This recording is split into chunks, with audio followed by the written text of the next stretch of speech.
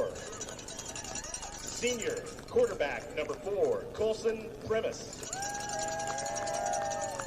Senior wide receiver number 11, Mason Strong. Senior wide receiver number 15, Keegan Klein. Junior running back number 32, Tug McQuinn. Senior offensive guard number 51, Levi Geezy. Sophomore offensive line number 64, Caleb Lilly. Senior offensive line number 70, John Bailey. Junior offensive lineman number 72, Aiden Perkins. And your final starter for Pendleton, senior number 77, Deacon Pace. At this time, we'd ask that you please rise and remove your caps for the playing of the national anthem.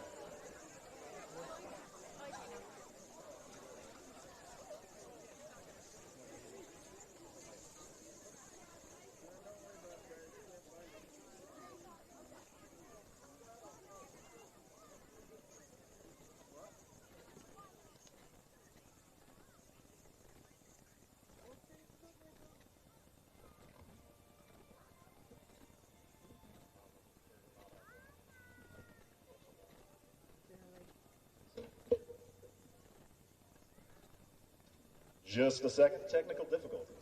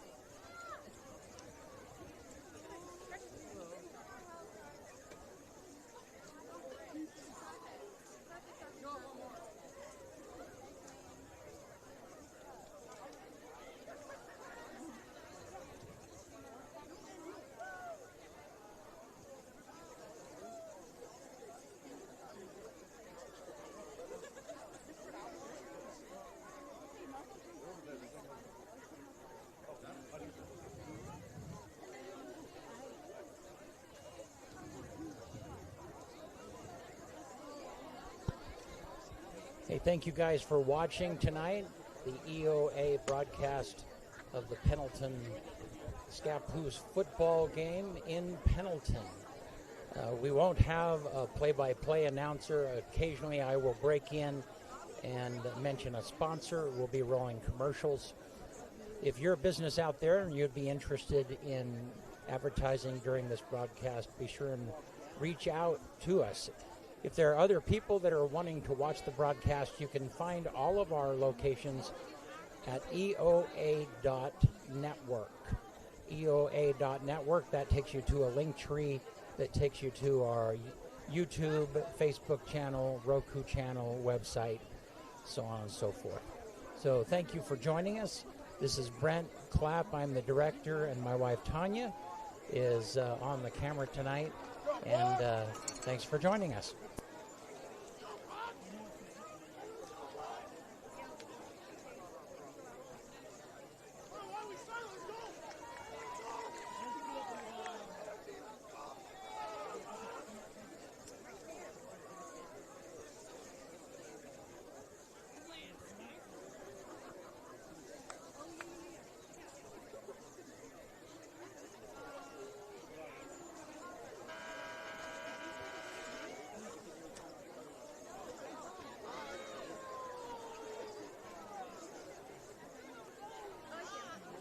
I'd like to thank our chain gang tonight, John Summerfield, Chris Moore, Michael Swanson, and Ken Jacobs.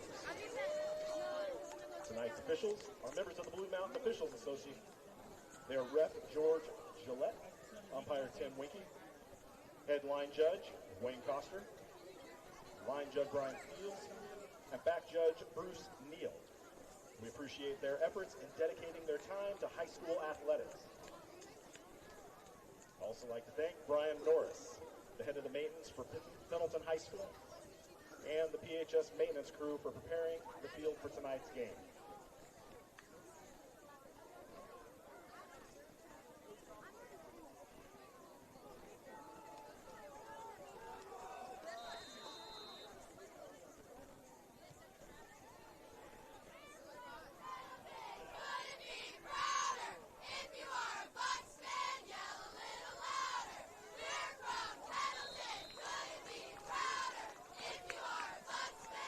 Number 7, Brayden Miller on the return.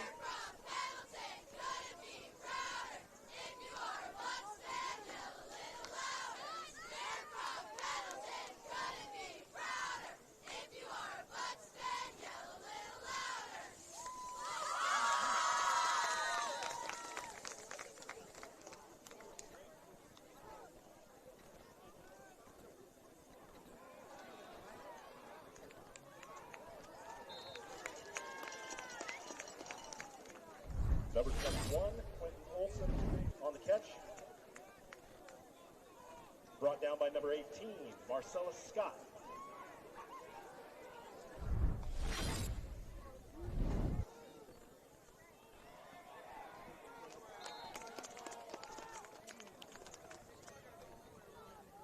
Number 44, Caden Baker on the carry. Brought down by number 7, Dakota Malin.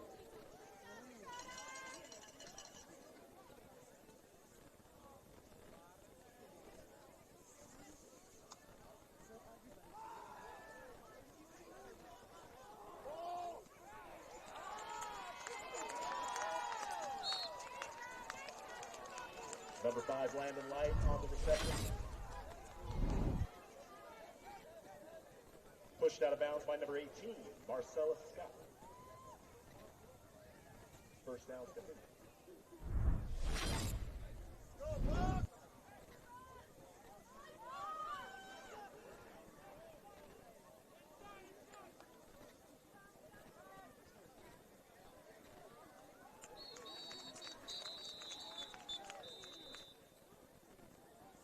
Number 44, Caden Baker on the carry. Brought down by number 70, John Bailey, and number 60, Cash Paulus.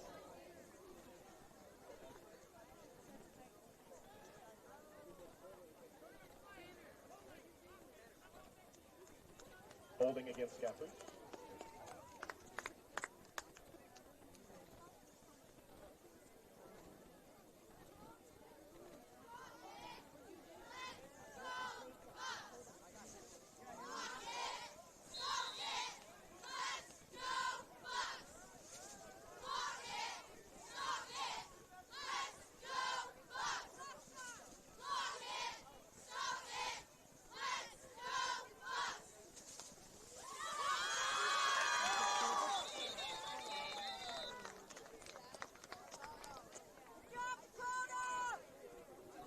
start.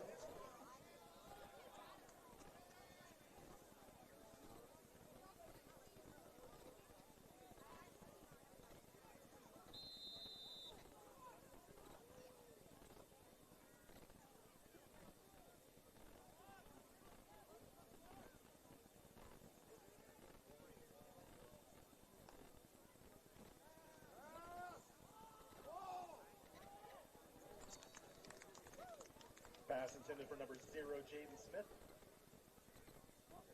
Brings up second and 25.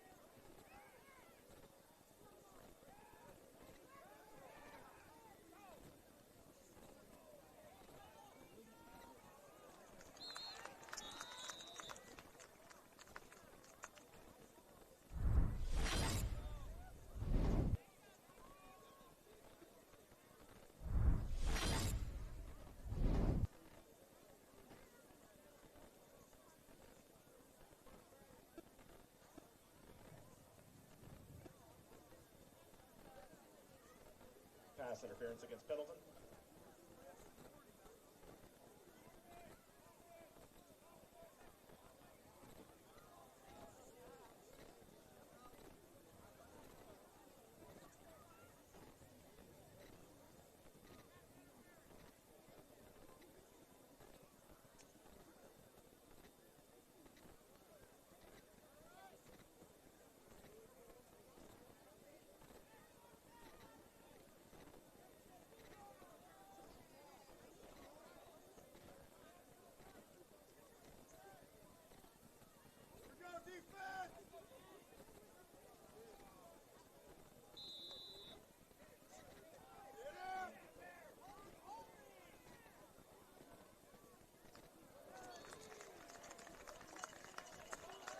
Pass intended for number 0, Jaden Smith. Turnover on downs. First down, Pendleton. We have some winners for the Pendleton Youth Football Fundraiser. First up, ground beef and a small chest freezer goes to Gail Huddleston.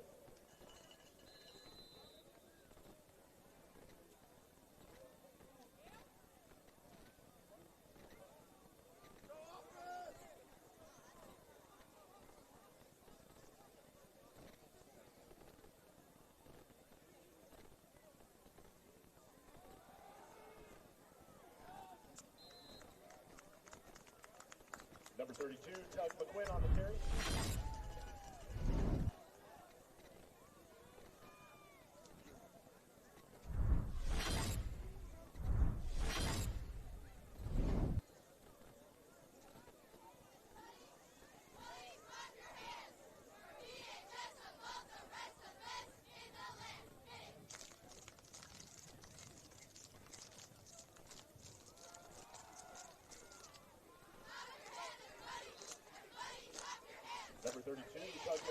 carry.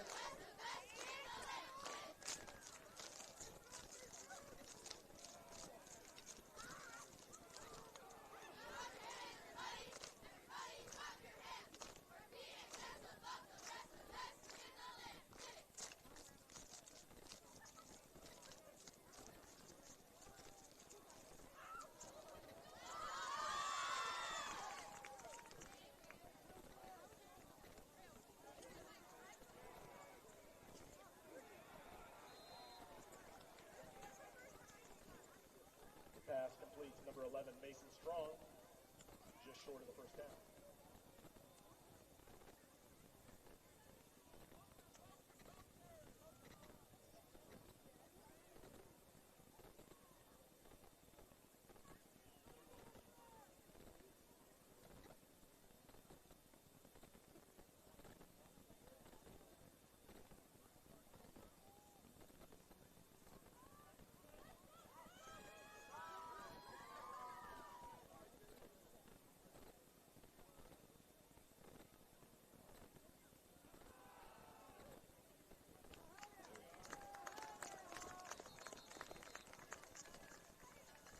Number 32, Tug McQuinn on the carry. First down, Buckaroos.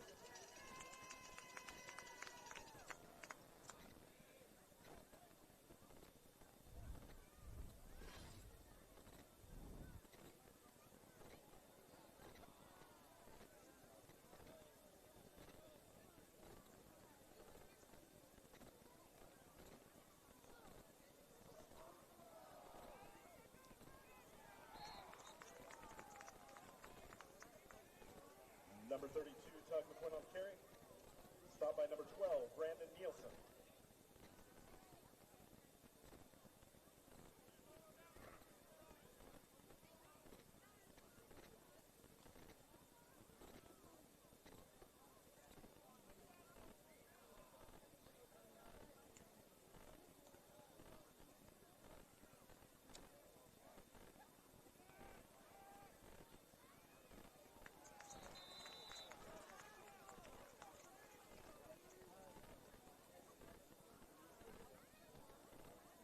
Number 11, Mason Strong on the carry.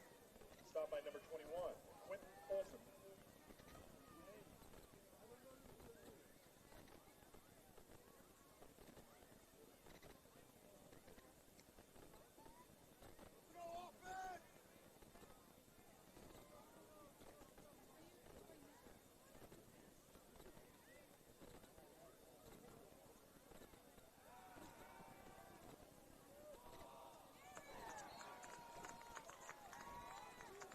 Pass intended for number 11, Mason Strong, broken up by number 3, Trevor Olson.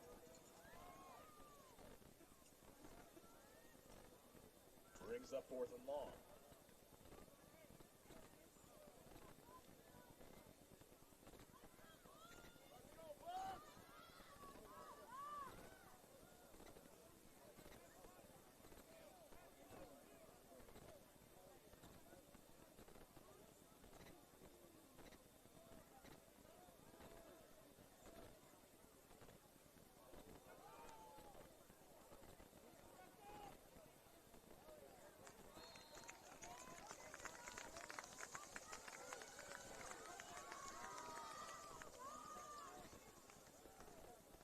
Number 21, Quentin Olson on the return.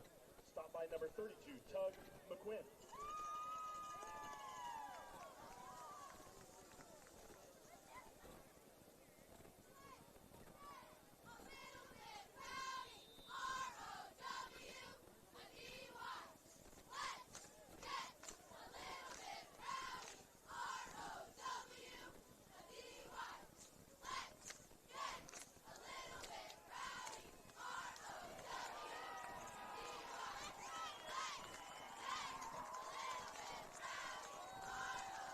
Complete to 0, James Smith, with the first touchdown.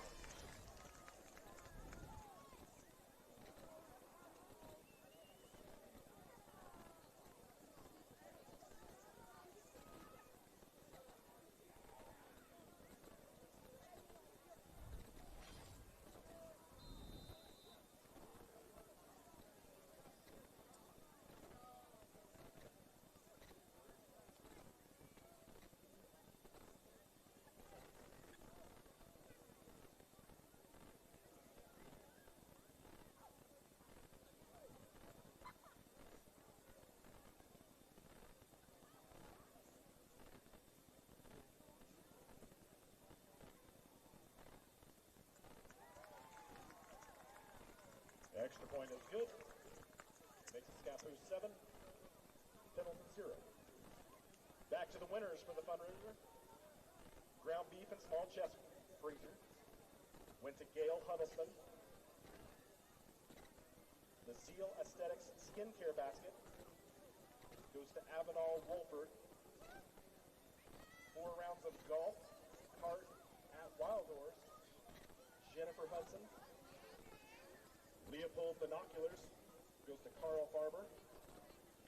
Pendleton Woolen Mills blanket goes to Eric Doss. And the Christensen Arms 7mm rifle goes to Thad Baum. Prizes are back up here by the gate, behind where we're announcing.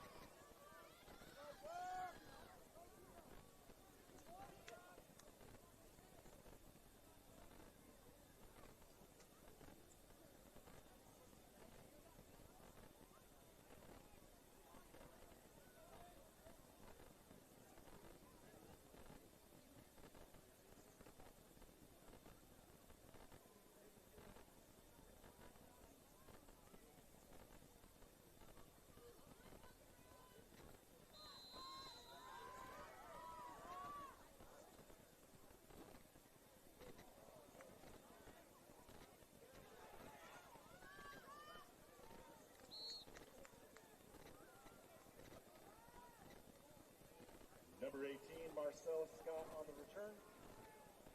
First down, Bucks.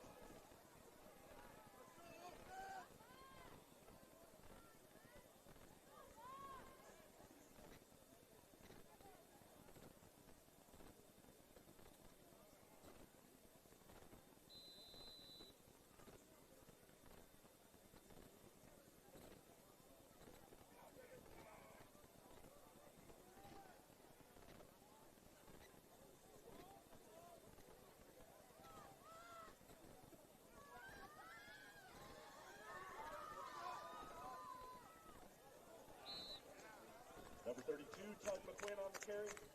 Brought down by number 1, Nolan Lennox.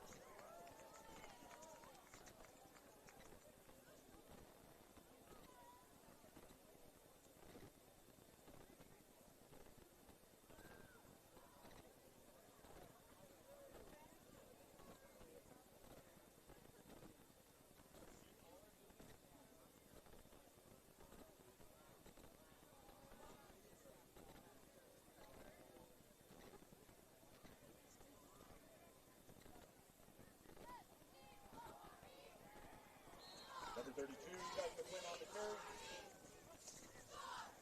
Stopped by number 56, Cooper Carlosio.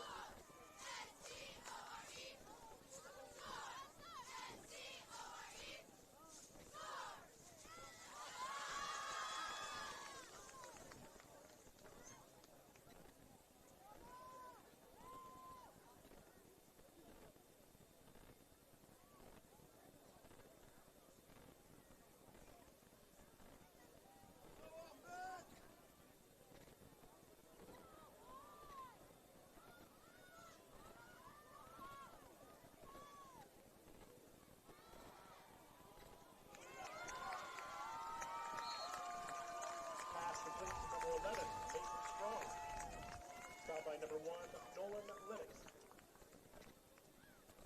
Buckaroos.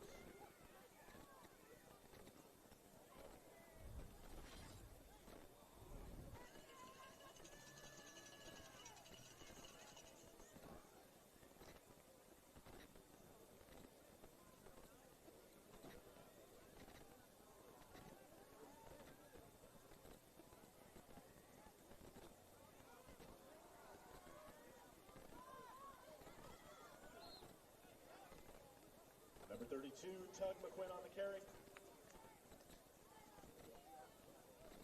Stopped by number 62, Bo Martin, and number 56, Cooper Carlosio.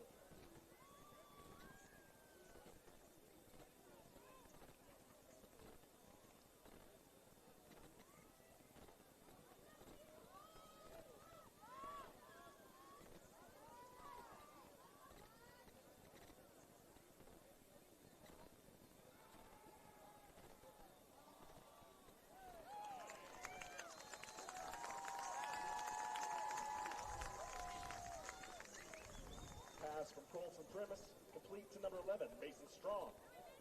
First down, Buckaroos.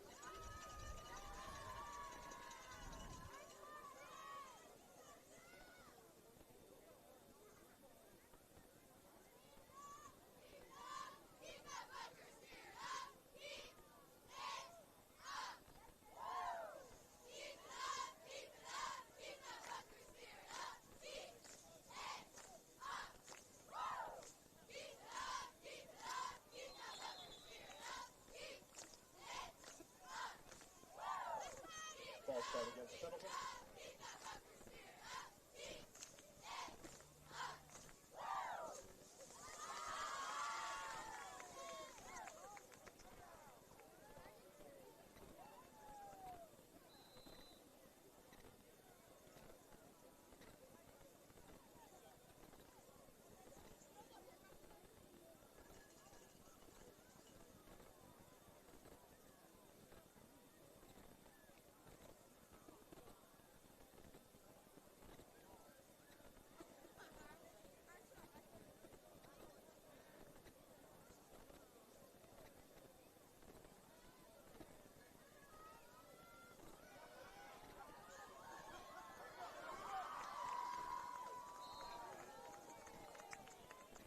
Pass complete to number 11, Mason Strong. Stop by number 7, Braden Miller.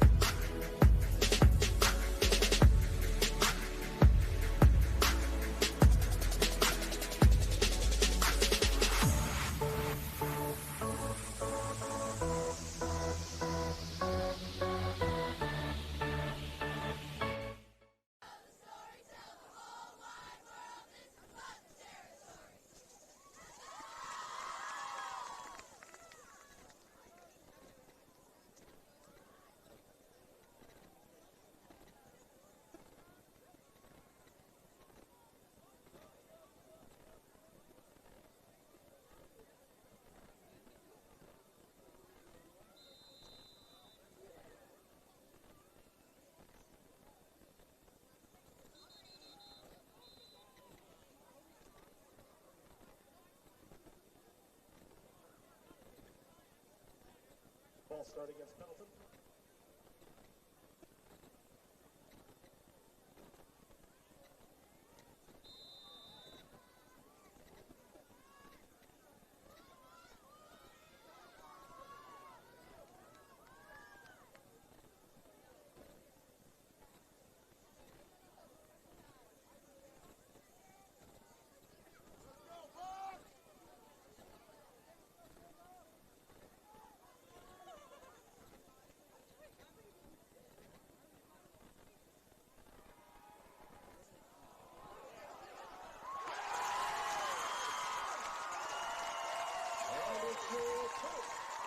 Buckaroo touchdown of the night. Number 4, Colson premises complete to number 11, Mason Strong.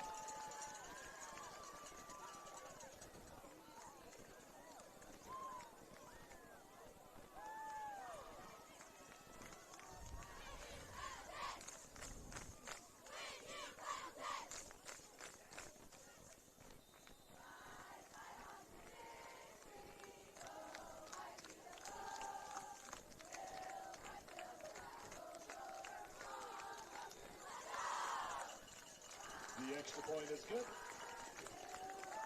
Makes the score Pendleton 7, Scappoose 7.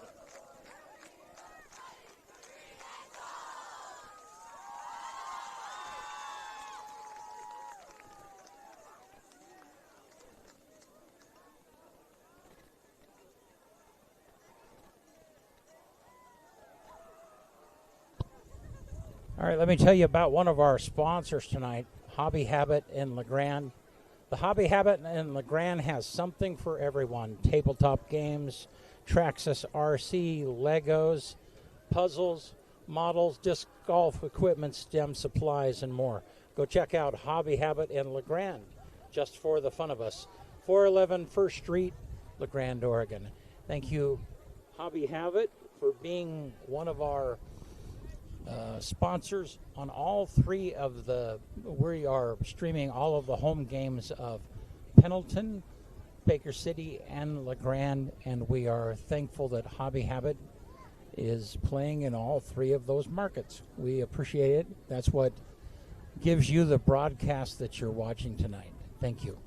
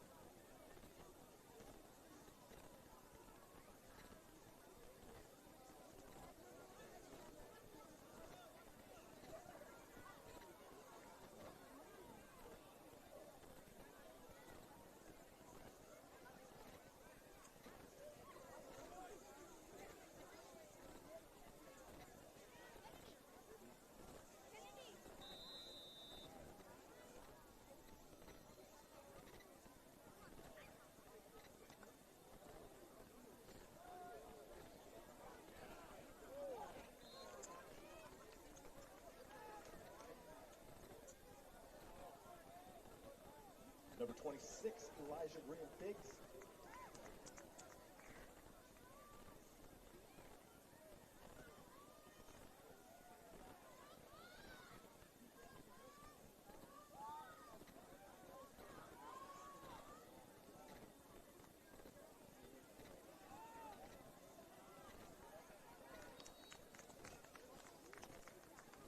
Incomplete pass. Intended for number 0, Jaden Smith.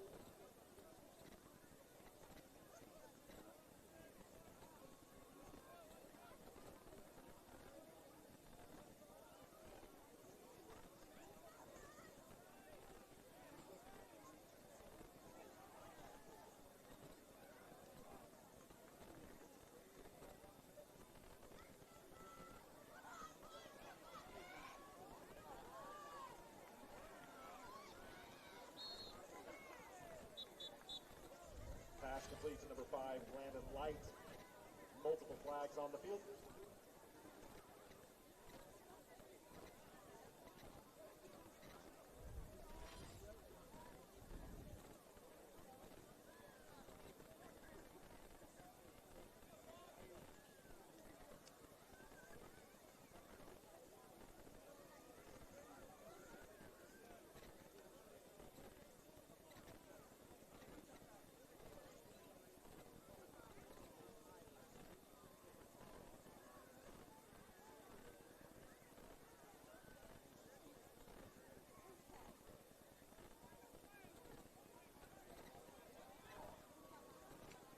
Holding against the Indians.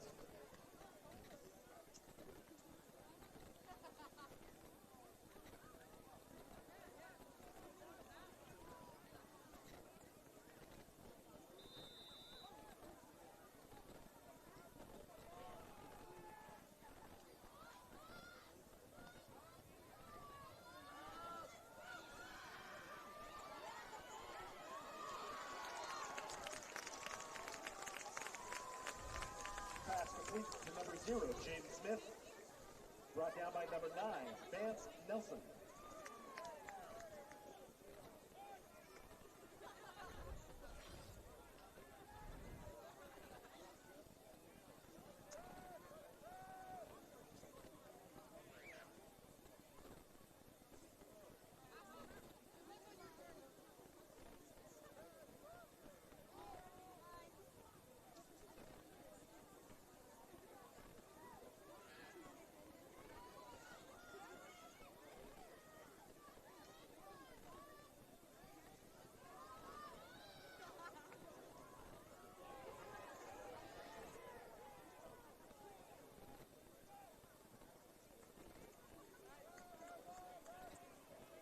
Ball is down to the 31.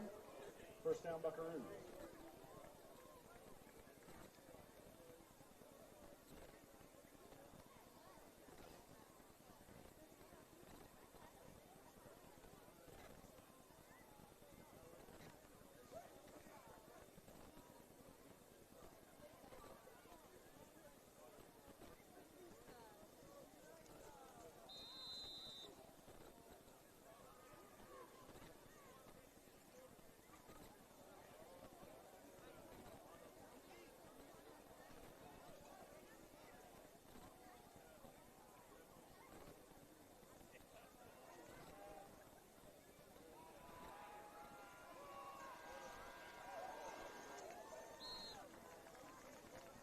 Pass complete to number 15, Keegan Klein.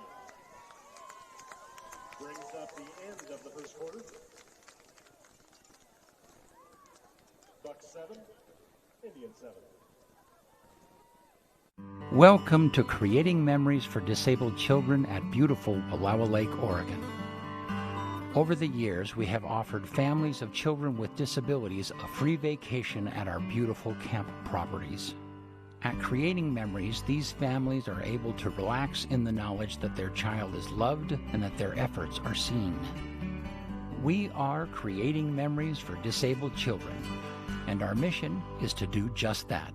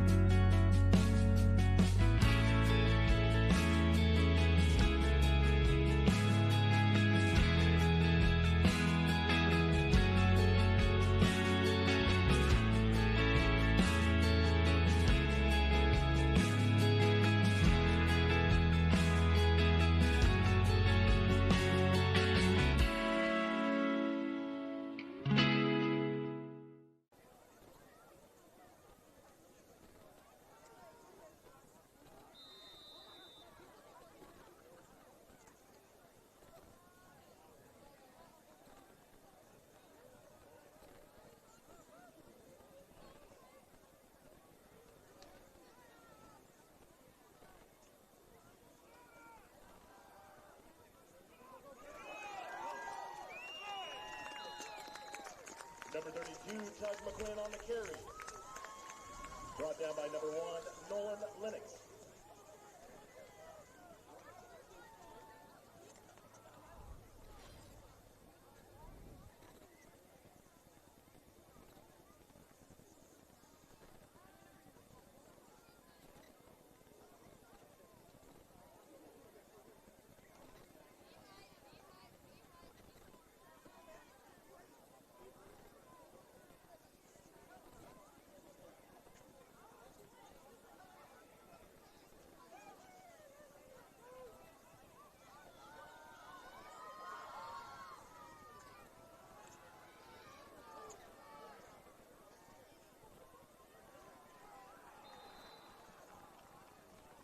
Number 11, Mason Strong on the reverse. Brought down for a loss.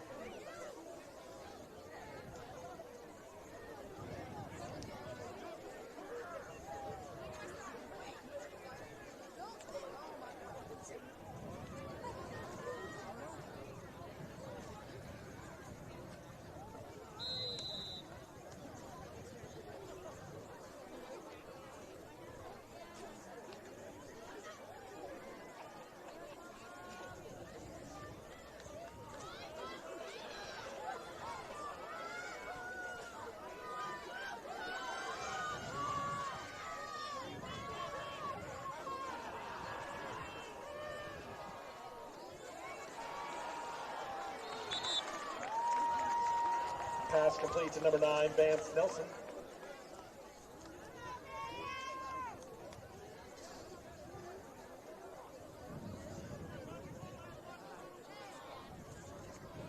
Brings up 3rd and long.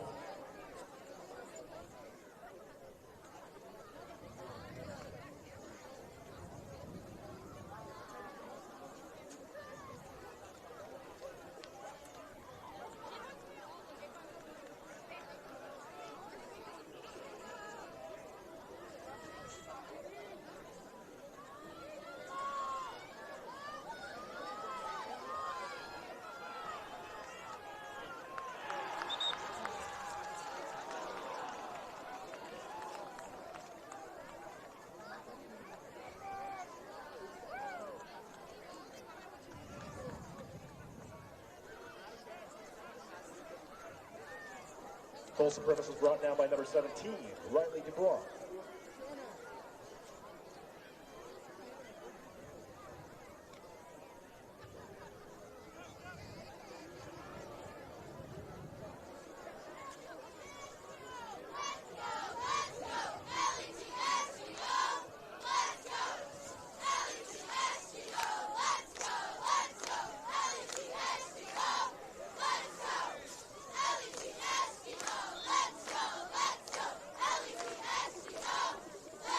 Fair catch. Brings up 1st down, Indians.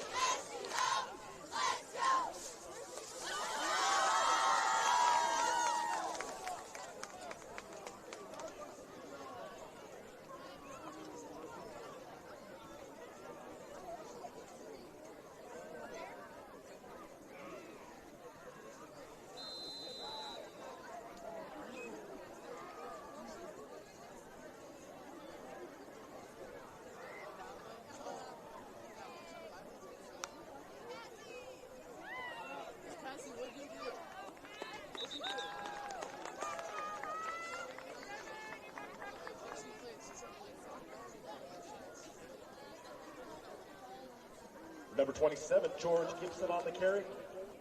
Visually stopped by number 60, Cash Paulus.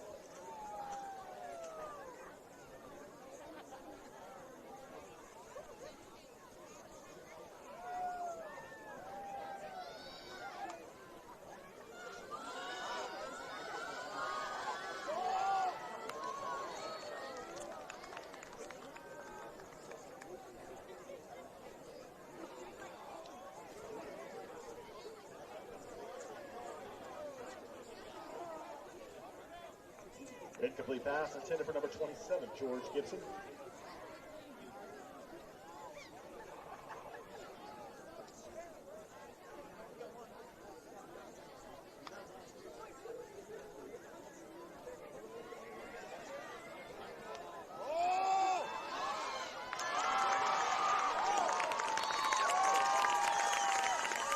Pass complete to number 0, Jaden Smith.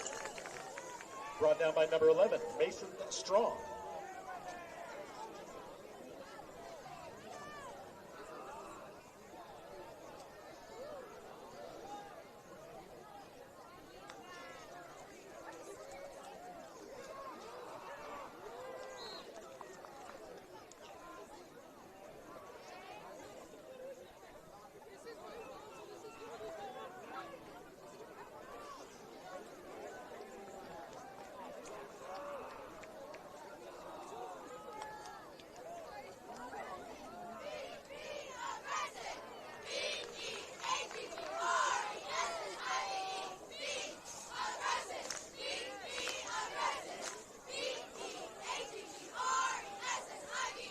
Pass intended for number 21, Quentin Wilson. Brings up 3rd down.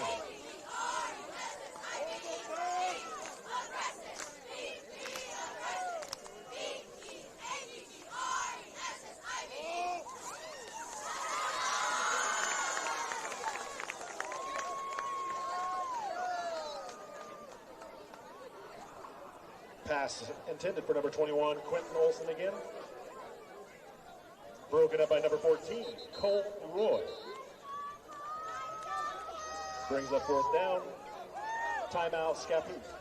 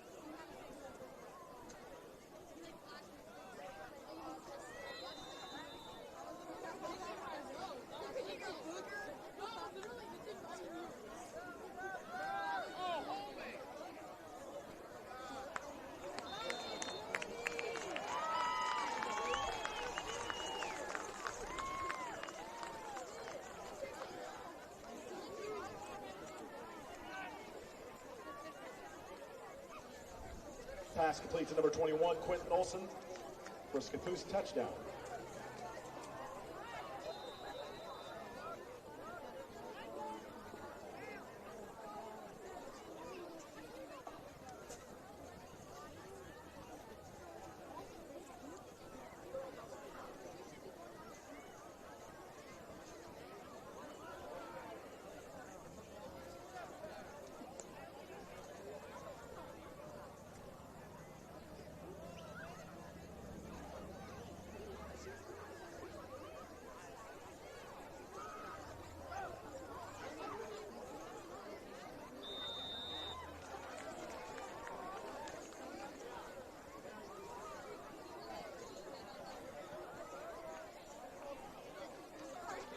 Extra point is good.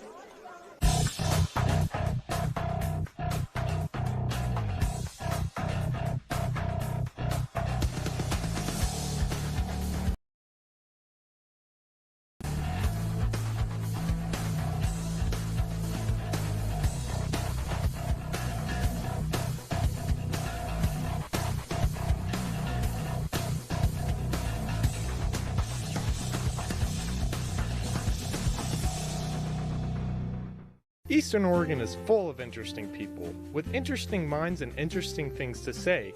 Here at EO Live, we're committed to connecting you to these intriguing people with EO Talks. We let our special guests share their ideas and life experiences with deep, open, engaging, and inquisitive conversations. You'll also be informed in depth on some of the most recent and relevant events, issues, and more. EO Talks on EO Live, your connection to Eastern Oregon, now on Roku.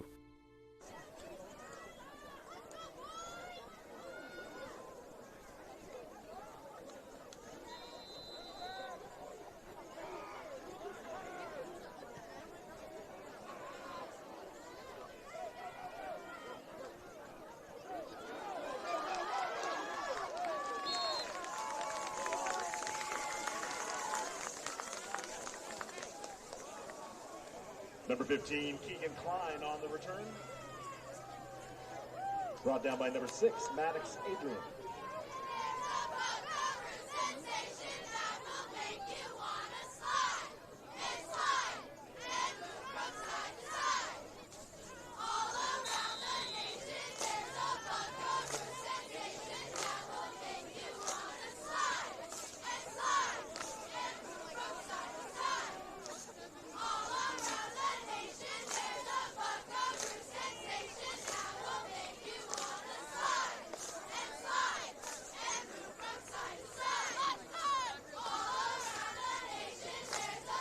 Number 9, Vance Nelson on the carry. Brought down by number 4, Drew Butler.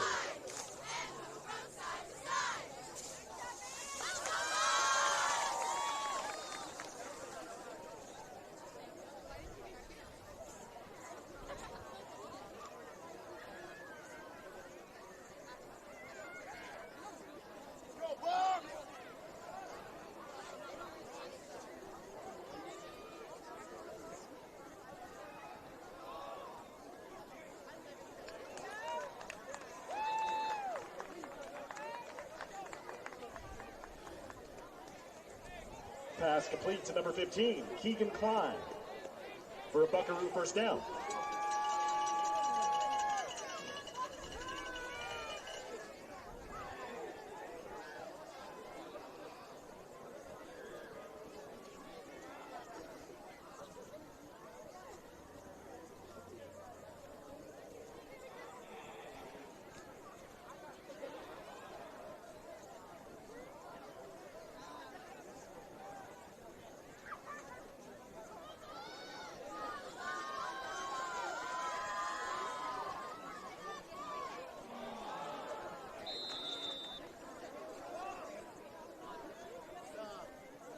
Fumble on the snap.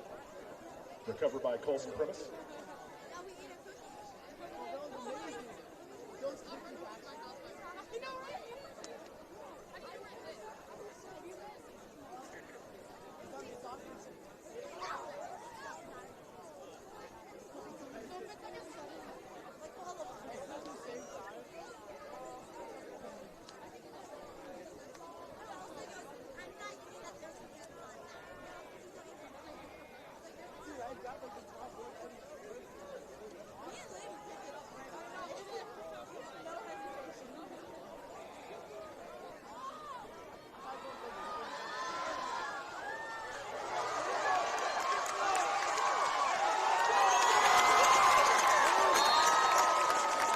complete to number 2, Aiden Hernandez, brought down by number 3, Trevor Olson.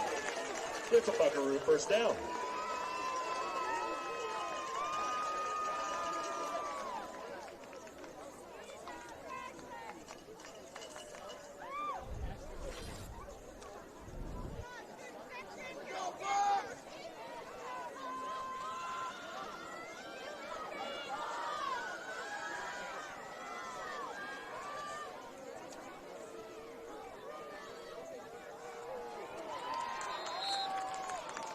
Tug McQuinn on the carry.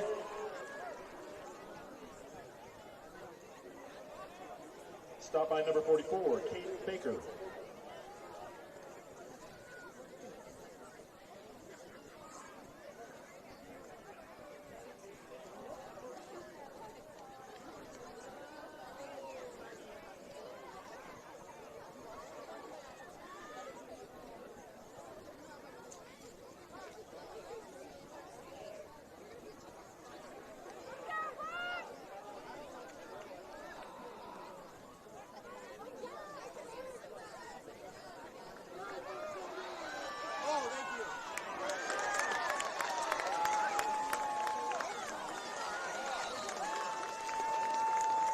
Pass complete to number 24, Miles Kennedy.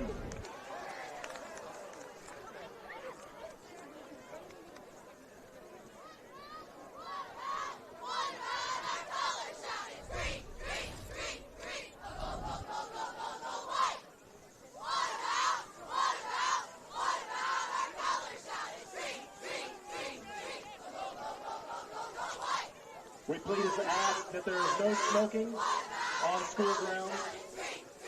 No smoking on school grounds.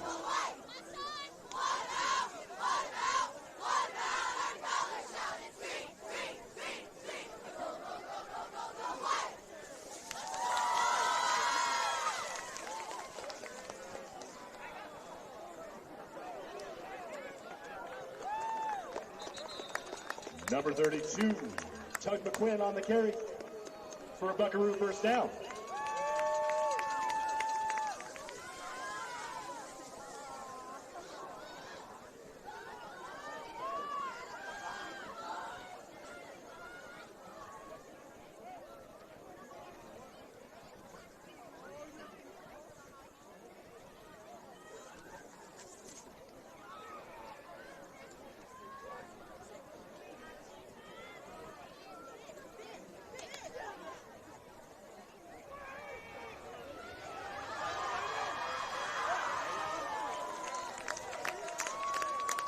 Number 2, Aiden Hernandez on the carry.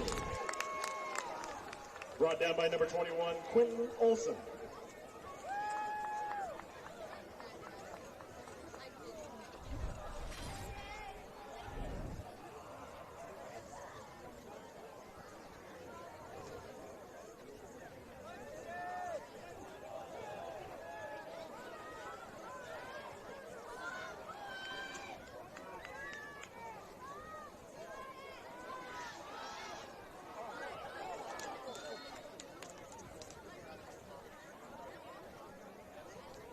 Pass intended for number 15, Keegan Klein.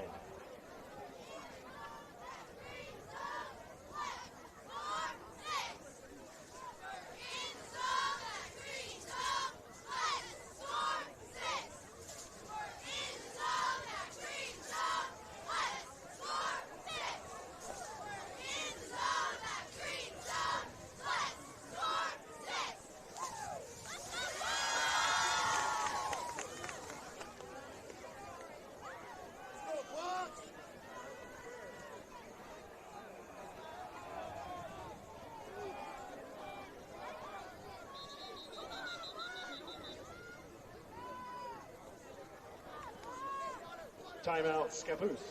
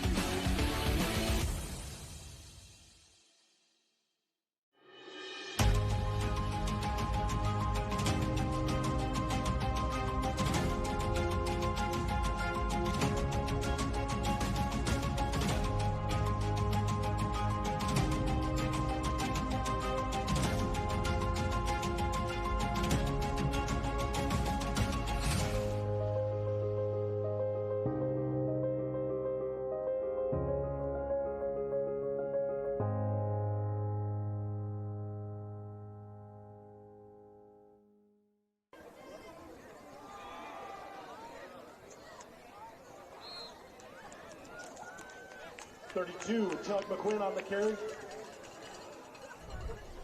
Brought down by number 21, Quentin Olson.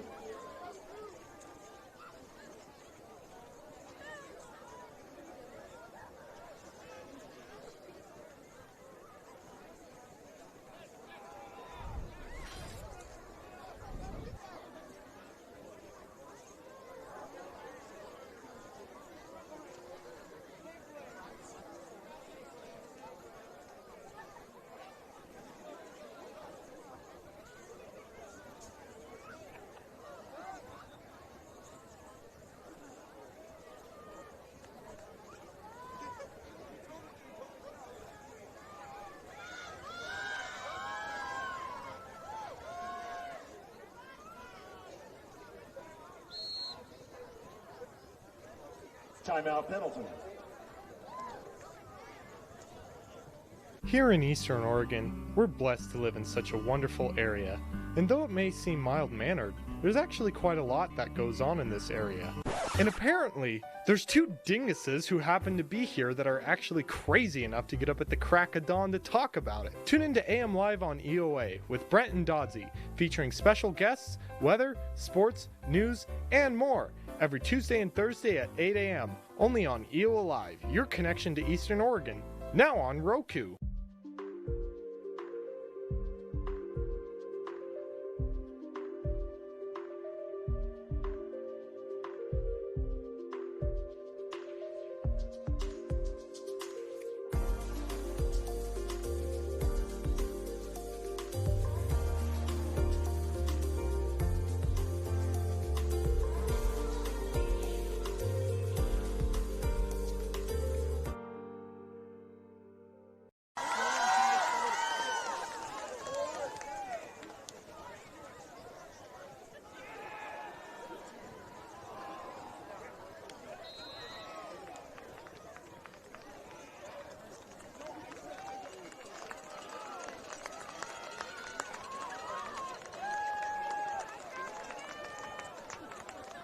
Pass is complete for a Buckaroo first down. First and goal.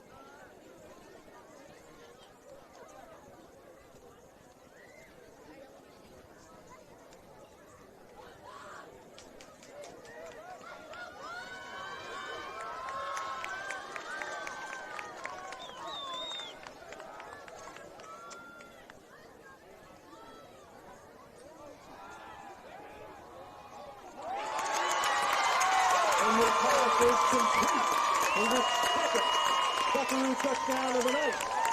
The number 4, Pendleton Prentice.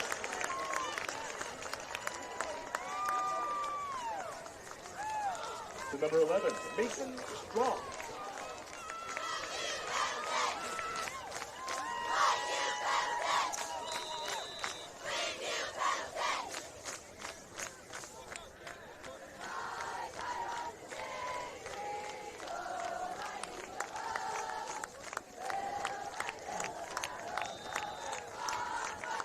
And the extra point is good. Makes your score Pendleton 14, Scappoose 14.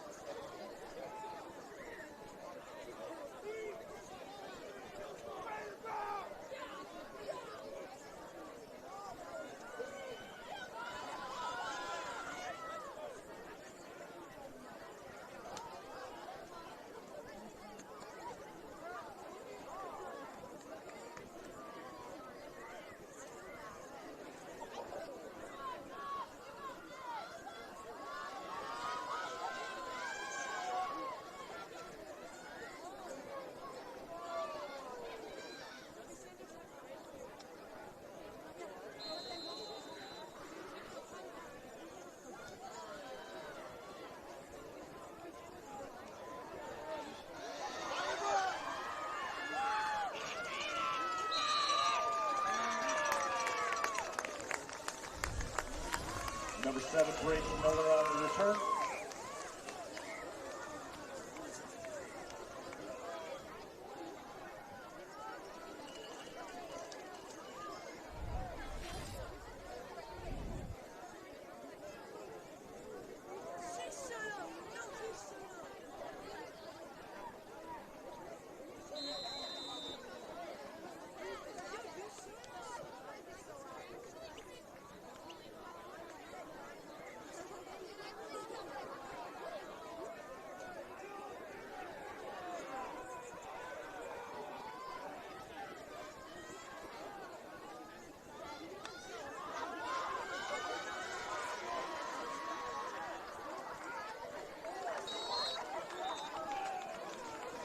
Pass is incomplete, and that ends the first half. Pendleton 14, Scappoose 14.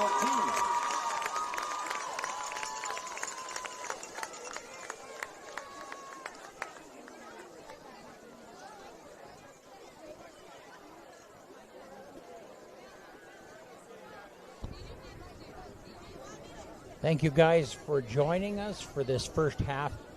We have a video from our sports show that we're going to be playing during the half, and hope that you enjoy it. Real quick, want to mention our sponsors, Eastern Oregon University, and also Hobby Habit. And if you would be interested in having your business in this broadcast, please be sure and reach out to me. Thank you, and we'll be back in just a bit.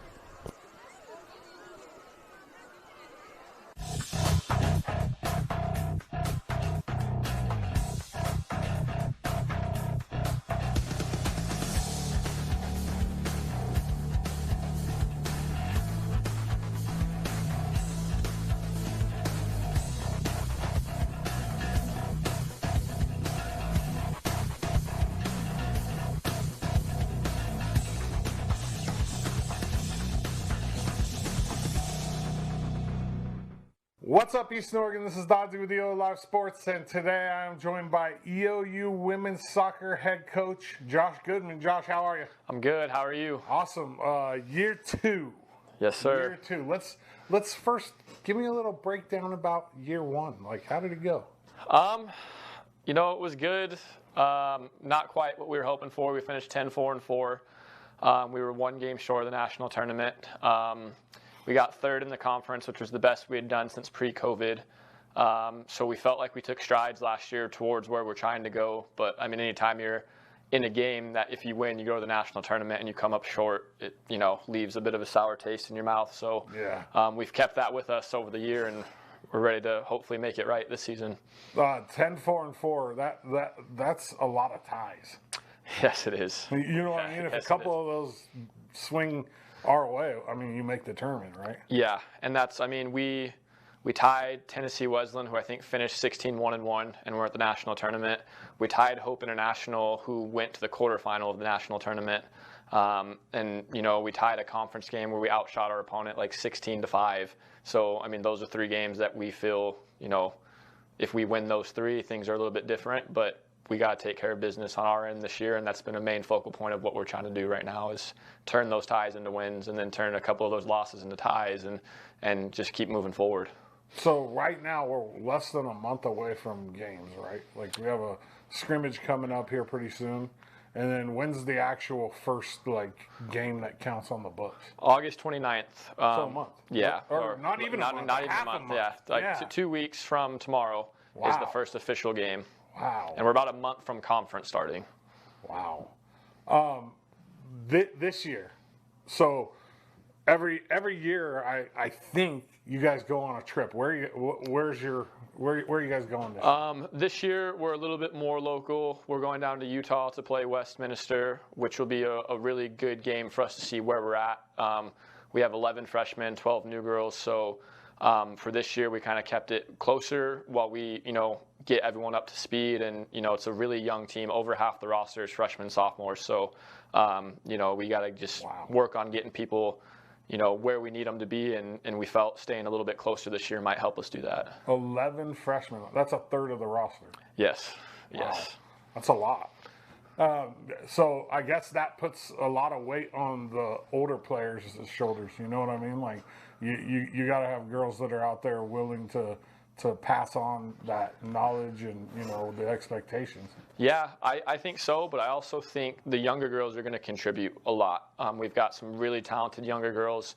Watching them compete already these first 2 weeks has been a lot of fun. Like they're pushing the older players every single day, and that's going to make the older players better. And that's that competition that we wanted. You know, I think we lost 10 from last year's roster, so bringing in 12 this year, you know, part of that was add some competition in certain areas and bring a little bit more attacking threat than maybe we had last year, and, you know, try and, like I said, turn some of those ties into wins where we just weren't scoring goals in those games. And the freshmen have been very impressive so far, and the older girls have been very impressive. Like I said, it's been so fun to watch them compete every day. So say like, pretend like I'm like a really good high school soccer player. Give me how you go about recruiting somebody. I think the biggest thing for us is getting them to campus. You know, every time I get on the phone, I'm really honest about, you know, Eastern Oregon and LeGrand, but I tell them that our team is fantastic and we are building something here. And if you want to come be a part of something that's going to be special, this is a great place. And I honestly tell them I don't want to talk about my culture on the phone too much because the girls are going to show you what our culture is like. And I think most players that come here, like last week we had recruits, I got 3 different emails from parents like thanking me for how welcoming our team was, how much they made recruits feel at home. So for me, it's just get them to campus and put them around our group because they're such a great group of girls. I'm very honest about how weird they are. It's a weird group. They're fun. It's a funny weird, but like it's not for everyone.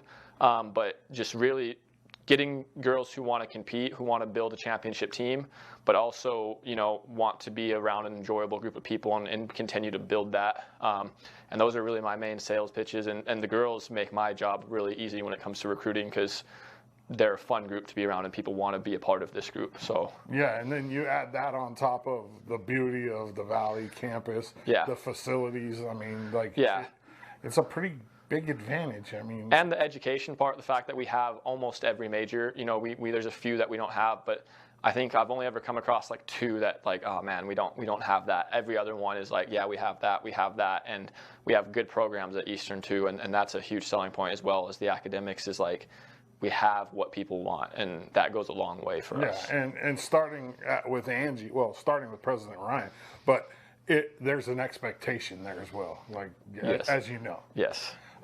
So let's talk about the assistant coaches. So me personally, and I'll let you chime in on this. I feel, and your assistant coaches this year are both former players. I feel like that doesn't give you the accountability that you need. What do you think about that? You know, I actually think Tally especially is not afraid to call me on stuff. That's very important. Yeah, and she was like that. You know, she was a leader on the team last year, and she was someone that could come talk to me if she felt things weren't going right. And she's been fantastic as an assistant, whereas Erica on the other side is more of, she's going to coach kind of in like a smaller group or like individually. Like she's really good at, you know, pulling a girl to the side and helping them out and doing it that way. But yeah, Tally's been, you know, fantastic. And my captains, honestly, like we have such a good relationship where they can come to me and say, hey, you know, we think that you could have handled this, you know, maybe a certain way. And I don't always agree. And we have dialogue and we have communication with that. Part of it is, you know, I don't think anyone really holds themselves more accountable than me. I'm really big on trying to model that, and I don't always get it right. You know, I'm not perfect by any means, but I want to model that myself so that my players are modeling that. And I think if we do that as coaches and then we feed that down to our captains and they're feeding that down to the younger girls, that's how we establish this culture. And that's also something with Angie is like, you know, it's massive within our department. It's just holding ourselves to that standard. And, you know, I don't hide it. I want to win championships. And I know if I don't do certain things, we don't build the way that we need to. So, you know, I get why you say that. Yeah. But it's also, you know, hard to get assistants to come here with, you know, some of the stuff that we have and different things, you know. So the lack of every other team in our conference has a massive club nearby, and their assistants coach that club. Right. We don't have that luxury here.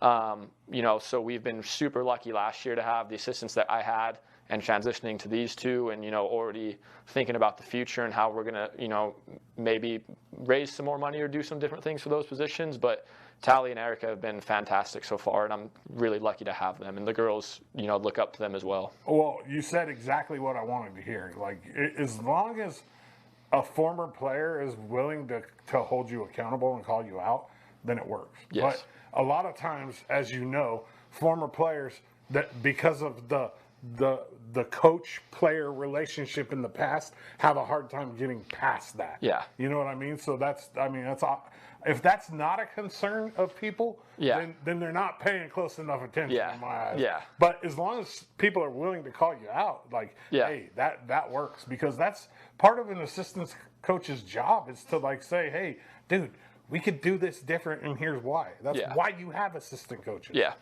What about your guys' goals for this year? I mean, obviously we want to win the CCC every year, but break it down a little bit for me. A big goal for us is to be more consistent.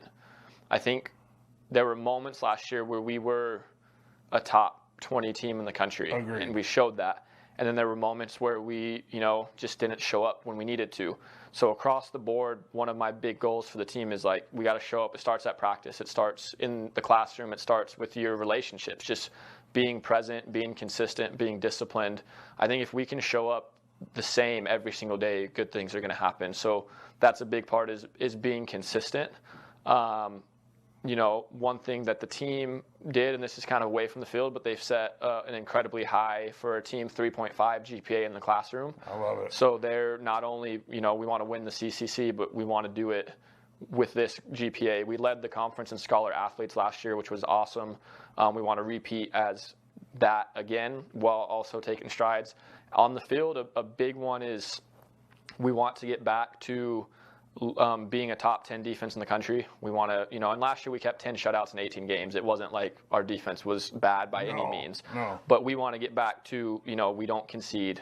And then on flip side is, we created more chances last year than we had in years past, and we just didn't take the chances as well as we should have. So, that's a huge part, is can we create even more chances and score more goals? And I think if we add all that together, it's a recipe for success. But if you break it down even more, it's just to the daily, every single day, we have to get a little bit better. We have to be a little bit more together. We have to be a little more disciplined than we were the day before. And the team, even in the first 2 weeks, man, we have gotten better every day. And it's been really fun to watch that play out so far. Love it. One of your big things is mental health, like for your players and coaches, and just in general. What kind of avenue are we taking this year with that? It's a, sometimes it's like a taboo conversation for coaches with their players. They're afraid to even go 100%. down that rabbit hole. Whereas I kind of jumped down that rabbit hole a little bit. And, we have hard conversations with our players, and we talk to them about, what does anxiety actually look like? What does depression actually look like? What is just a bad day? And you're kind of taking it into a next day, Yeah. We talk about the difference between mental health struggles and maybe a little bit of mental weakness, and that's okay.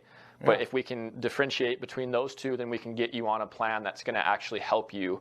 Whereas if we're attacking, a mental health thing from a mental weakness standpoint, we're not going to have as much success as we want. And that's not even soccer, just in life, just in general, getting people where they need to be. Communication is huge. I tell the girls all the time, they go through so much that each one of them's going through that they don't know that each one of them's going through, because they don't talk to each other as much. So we've put a big, emphasis on that, is talk to each other more, open up. We started doing accountability buddies, where they're going on coffee dates or dinner dates, and actually getting to know the people that they're playing with, and getting comfortable opening up with them. I encourage them to come talk to me about whatever, whenever. That's part of my job, is I'm going to push you incredibly hard on the field. I'm going to push you past your limits. Sometimes you have to be able to be comfortable coming and telling me when you're at that breaking point. so I can get to know my players a little bit. Okay, this player responds to this player responds to that, and that'll help us overall with the mental health. And then just the family feel of, like we have 11 freshmen that are away from home for the first time, and that's really hard for them. Oh. And my seniors have done an amazing job at getting them out of the dorms, getting them to their houses, doing team bonding stuff, setting stuff up. They did something last Friday where they picked them up and they watched the Olympic final together, and they had some different games that they played with them and different things. And, the seniors have really jumped in on that. And what we've told each senior group last year and this year is, remember the things that maybe seniors did when you were freshmen that you didn't like, and get rid of that. Remember the things that you loved and do more of that, and get them more comfortable. And just if we can do that from that family feel, rally around each other and get them to communicate more, and then get them to understand what's actually happening rather than just like, something's wrong, I don't know what's wrong. But if we can, okay, let's talk about it. Let's see what you're feeling.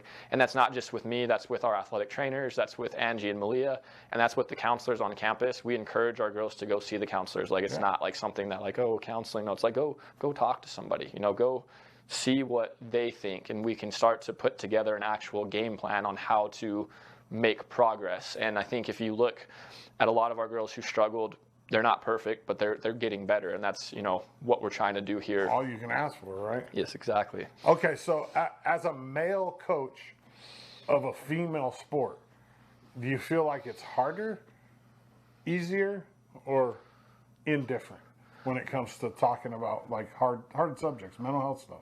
I think it's indifferent, to be honest. I was the assistant on the men's team, and I think I've had good relationships on both sides. I was able to get through to people on both sides, and I think it's more about the overall approach than it is gender in that regards. I think you're going to have players who on both sides struggle to open up, that you're going to have to work a little bit harder. You're going to have players on both sides that are open books and kind of tell you stuff. I will say I think that the guys, when it came to like the counseling subject, may have been a little bit more afraid of it. 100%. But I think, it's something that, I don't think it's a huge thing, coaching women and getting them to open up about that. I think we've...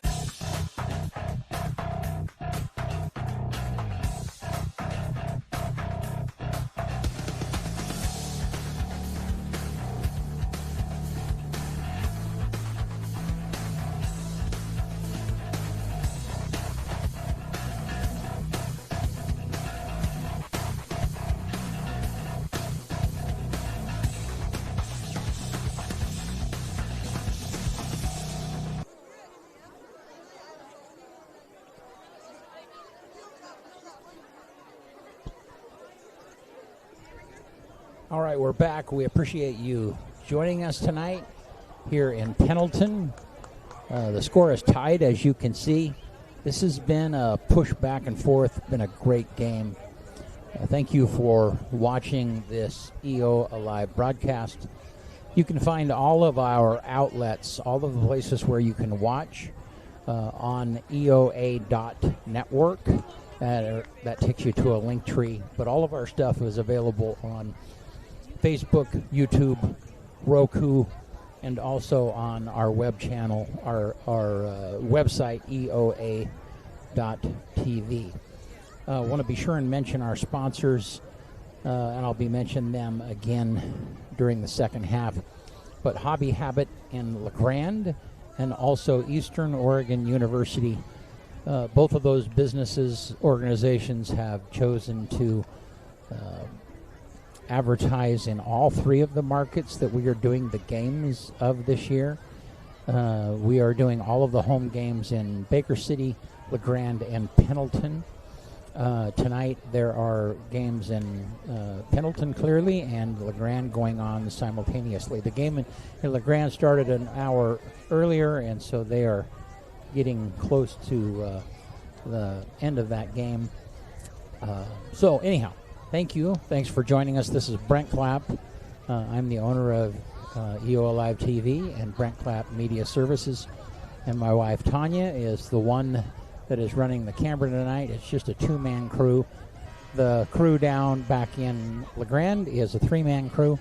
We appreciate you guys being with us tonight, and please support our sponsors. Here we go.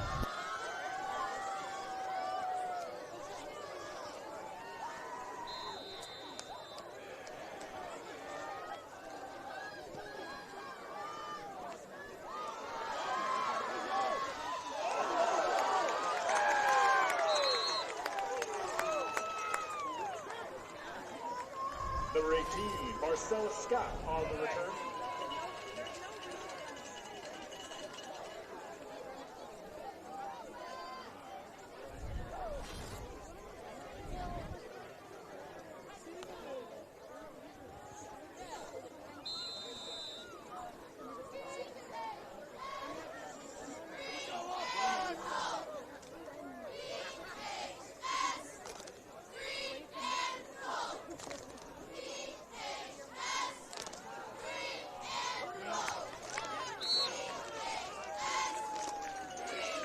Pass from Pendleton premise, complete to number 15, Keegan McCline.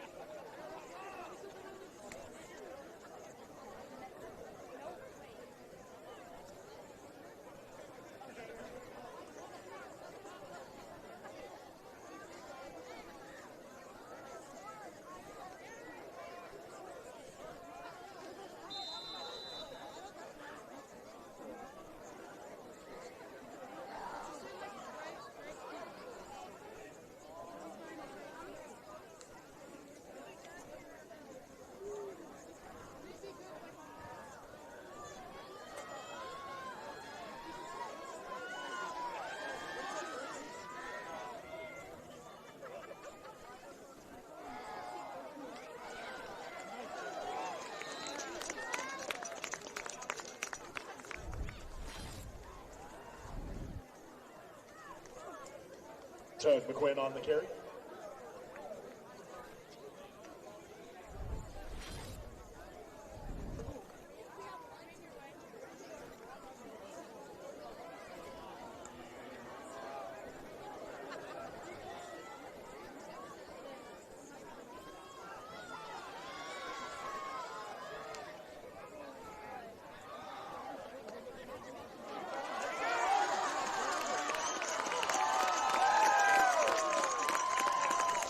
Again, Tug McQuinn on the carry. First down, Buckaroos.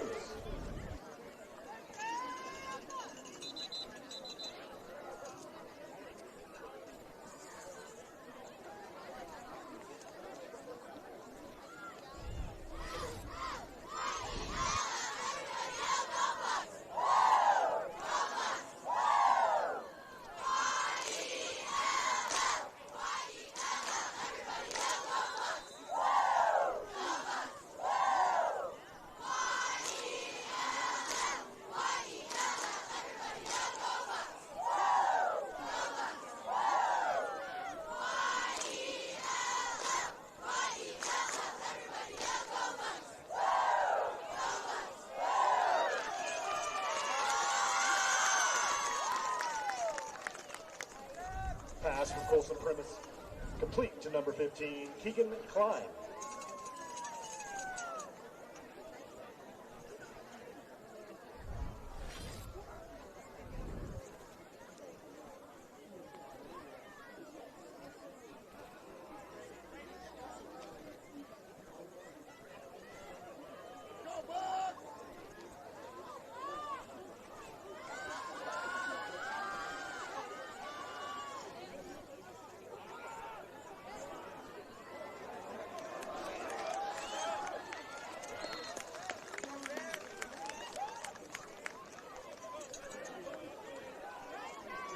Number 9, Vance Nelson on the carry.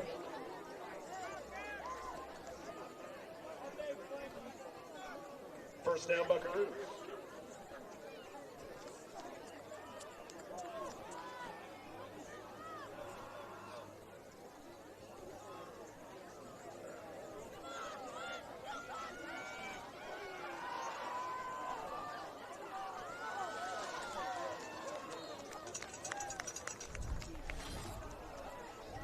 Colson premises pass complete to number 15, Keegan Klein. A pink Apple cell phone has been turned into the concession stand.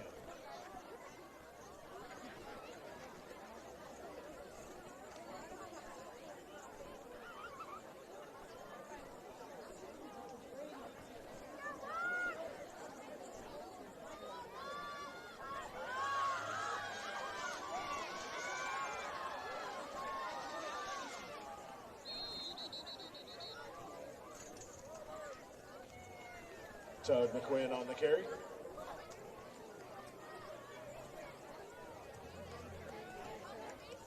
First down, Buckaroos.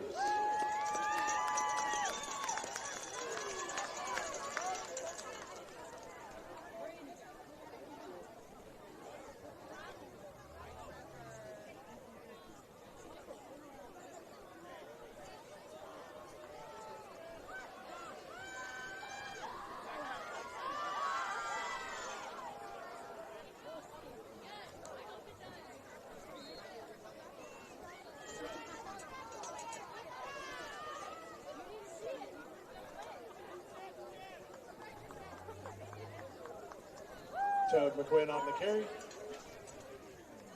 Brings up second down.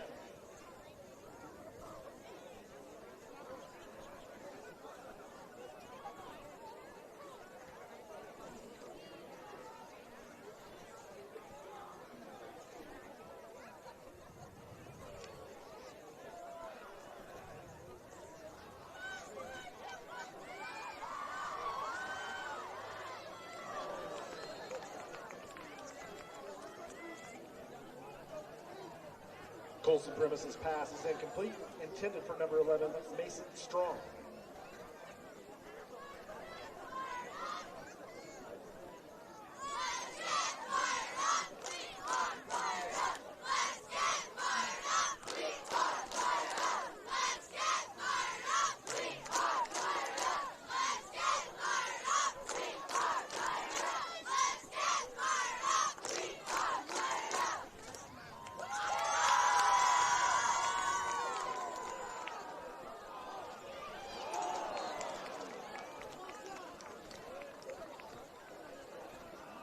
Colson Primus' pass intended for number 15, Keegan Klein.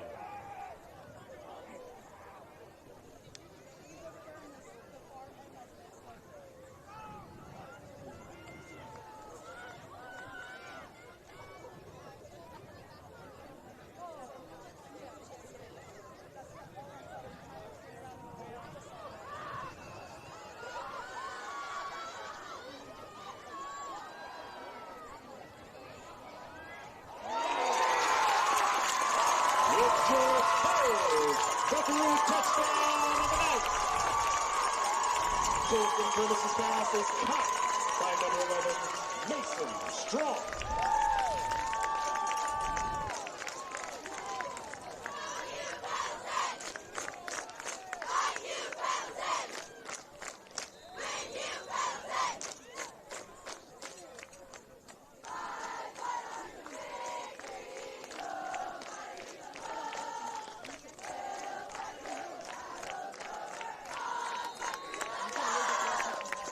Extra point is good. Score now, Pendleton 21, Scappoose 14.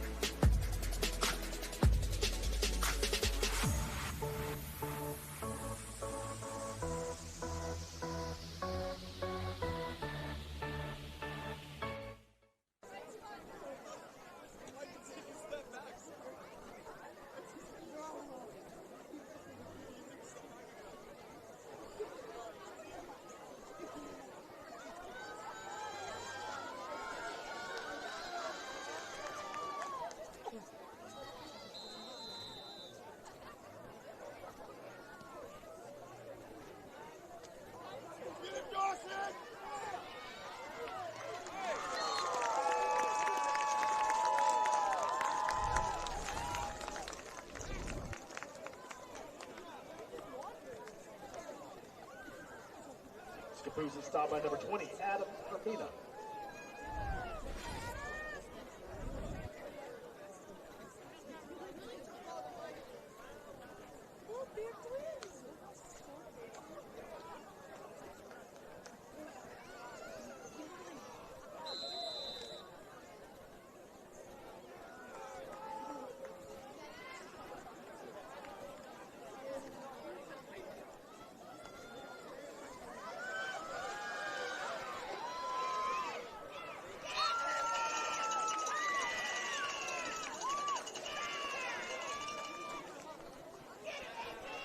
Number 44, Caden Baker on the carry.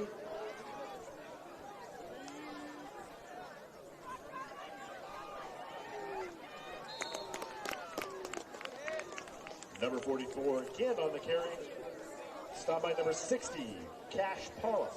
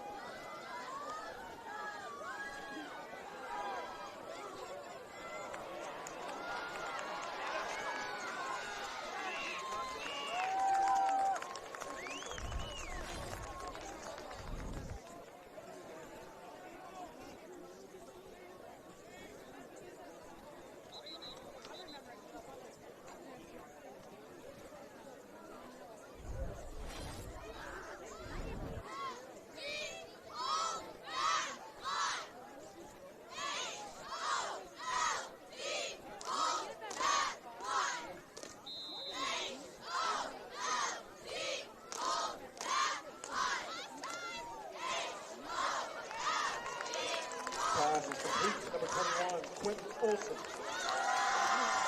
Stopped by number 14, Cole Roy.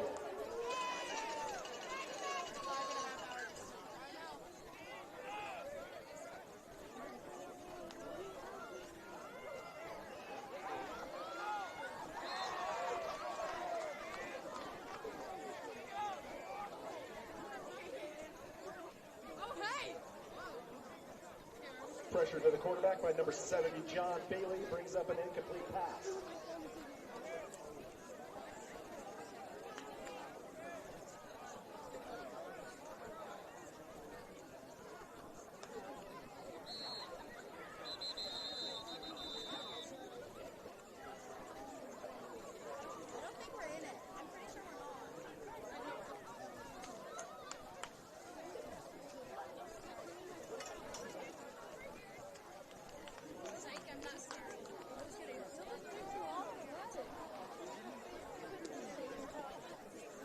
Dead ball against Pendleton.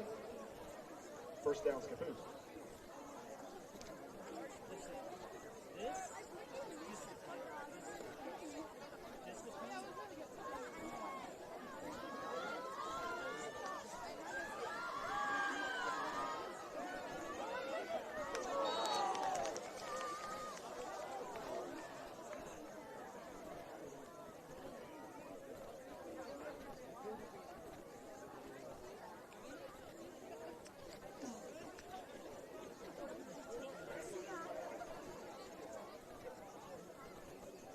Incomplete pass intended for number 7, Braden Miller.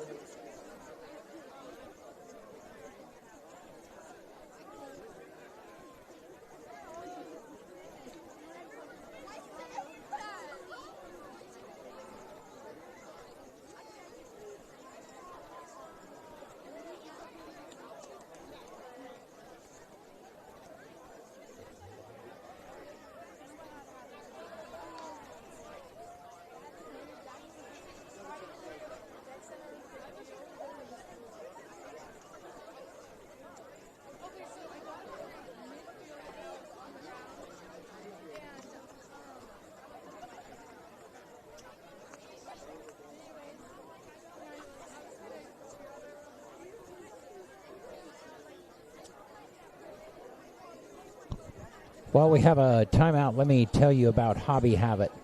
Hobby Habit in LeGrand has something for everyone. Tabletop games, Traxxas RC, Legos, puzzles, models, disc golf, STEM supplies, and more. Go check them out, Hobby Habit, just for the fun of it.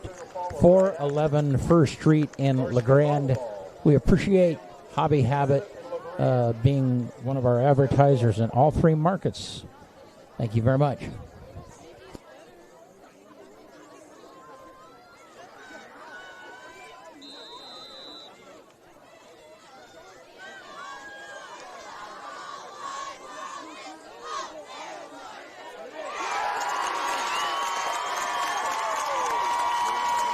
Scappoose's pass is intercepted by number 11, Mason Strong.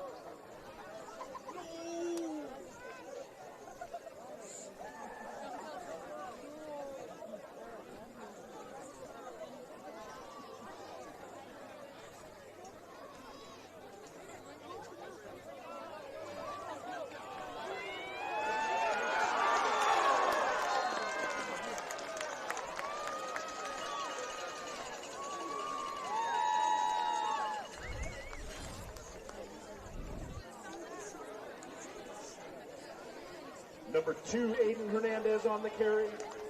Brought down by number 21, Quentin Olson. First down, Buckaroos.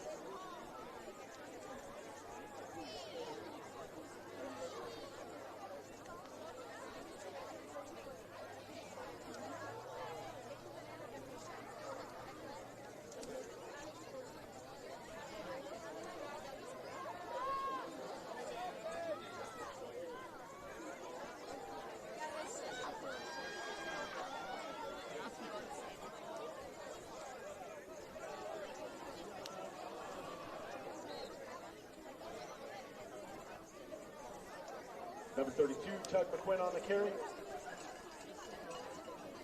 Flag on the play.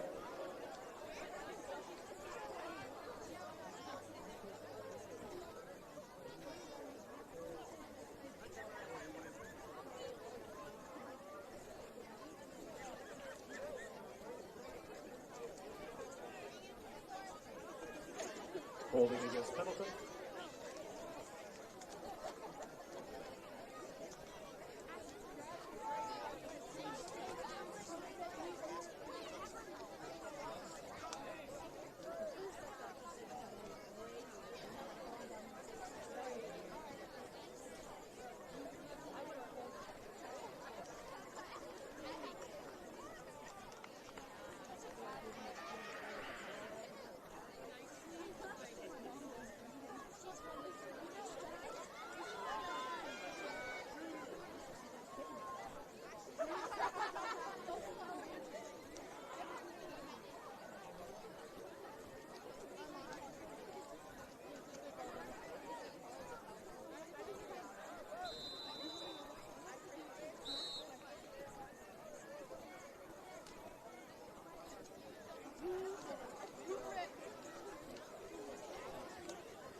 After some confusion, timeout.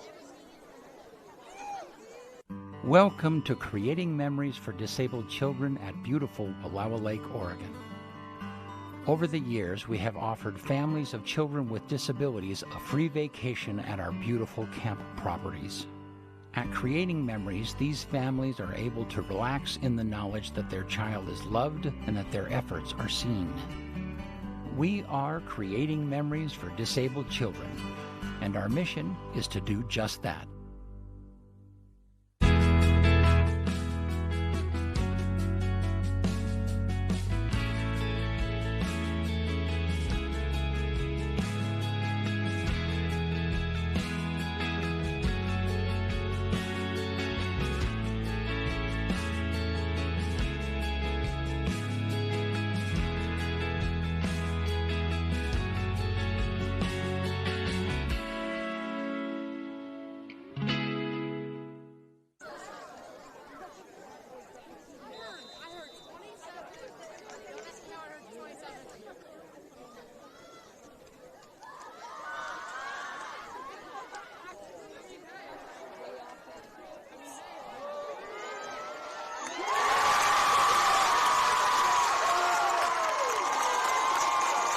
Colson Premis' pass is complete to number 15, Keegan Klein.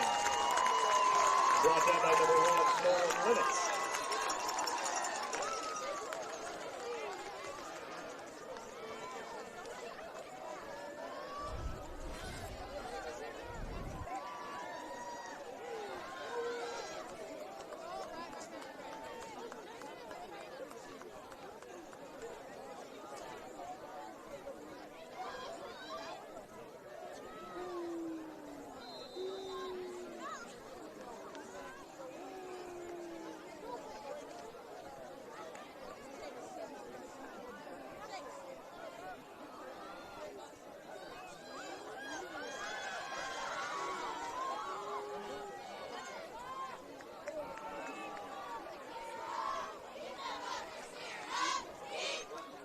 Number 32, Tug McQuinn on the carry. Brought down by number 21, Nick Olson.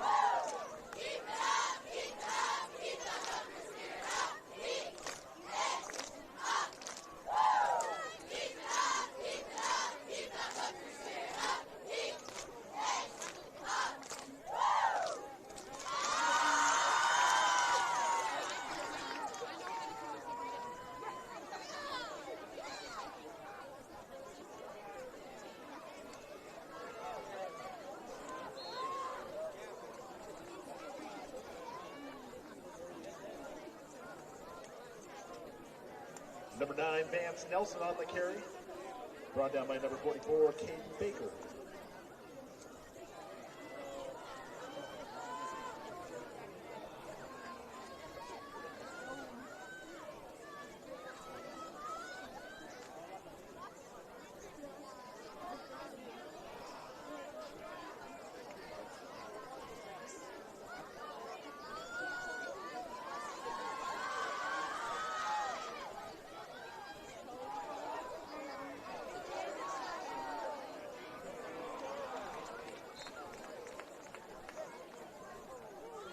Number 15, Keegan Klein on the reception. Stopped by number 21, Quentin Olson. Brings up 4th down.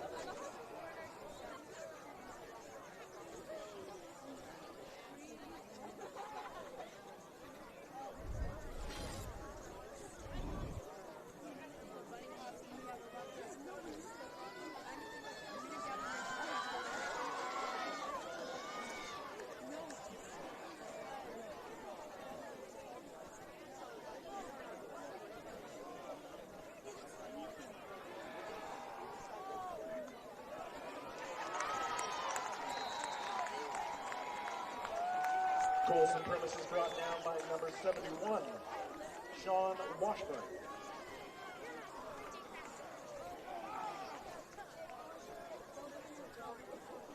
Turnover on downs, 1st down Scappoose.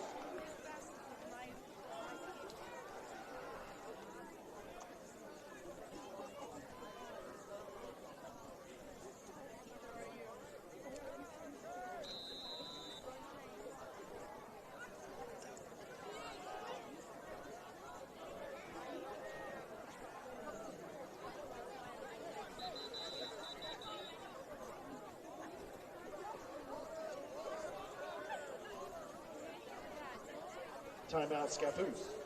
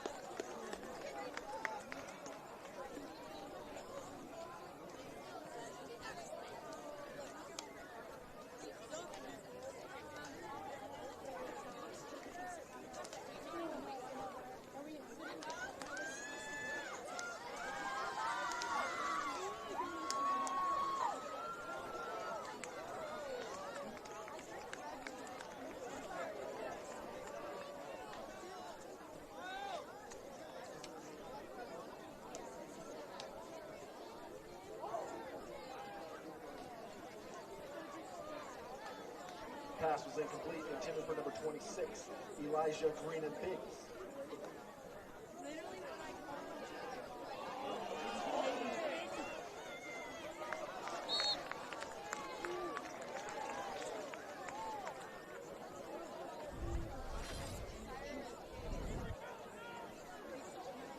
Pass complete to number 5, Landon Light.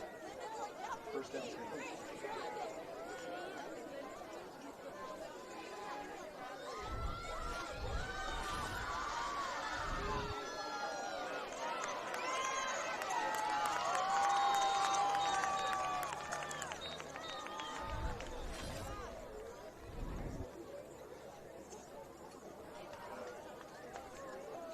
Number 44, Keegan Baker on the carry.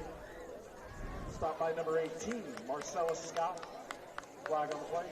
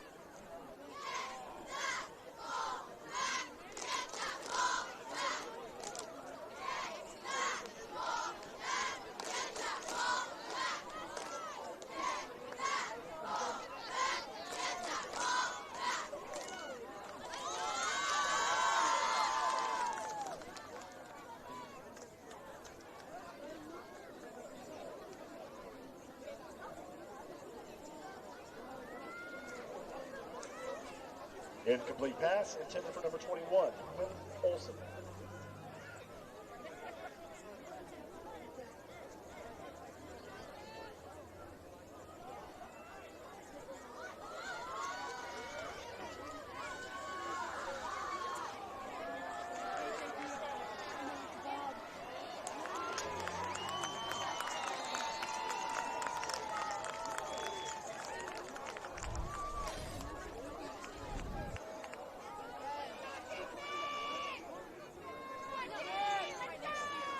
Number 26, Elijah Green and Biggs on the pitch.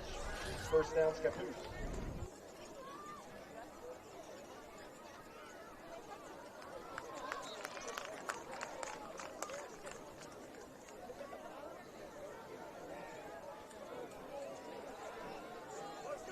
Number 26, Elijah Green and Biggs on the carry again.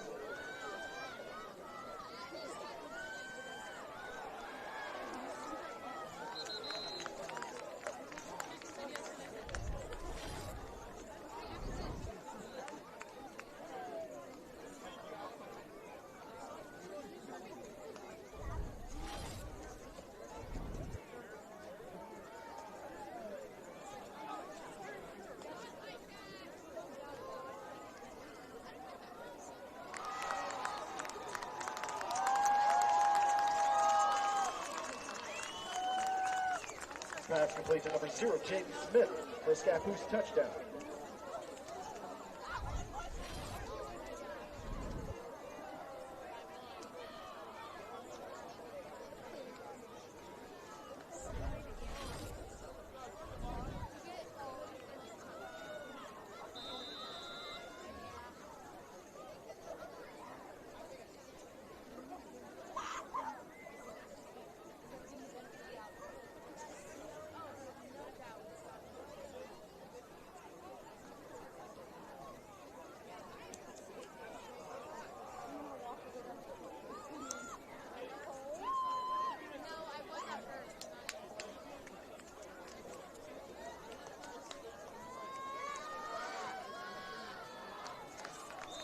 Extra point is good.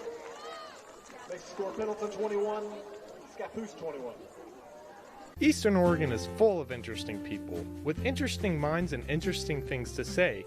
Here at EO Live, we're committed to connecting you to these intriguing people with EO Talks. We let our special guests share their ideas and life experiences with deep, open, engaging, and inquisitive conversations. You'll also be informed in depth on some of the most recent and relevant events, issues, and more. EO Talks on EO Live, your connection to Eastern Oregon, now on Roku.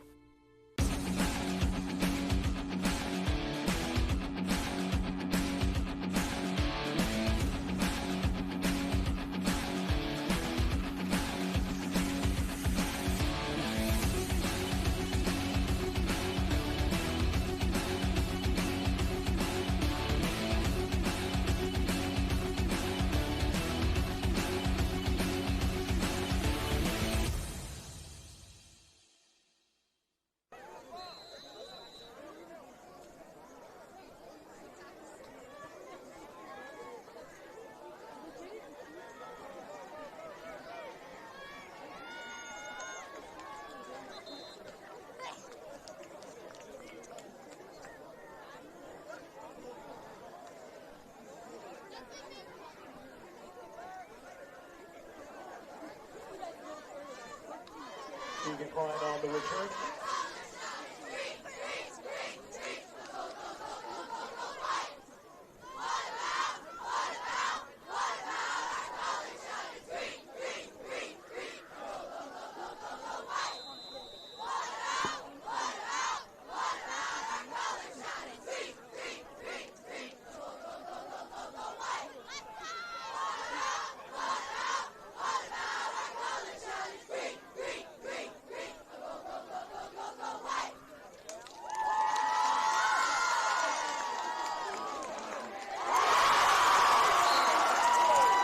Pendleton's pass is caught by number 11, Mason Strong.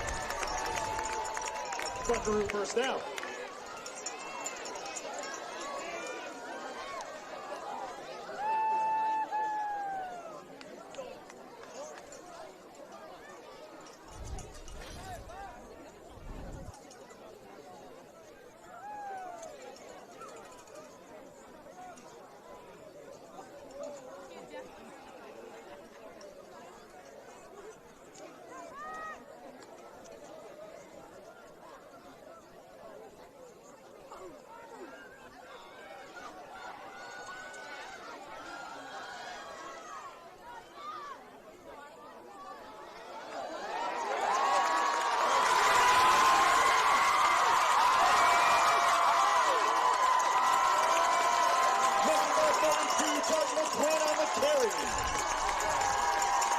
For another Buckaroo first down.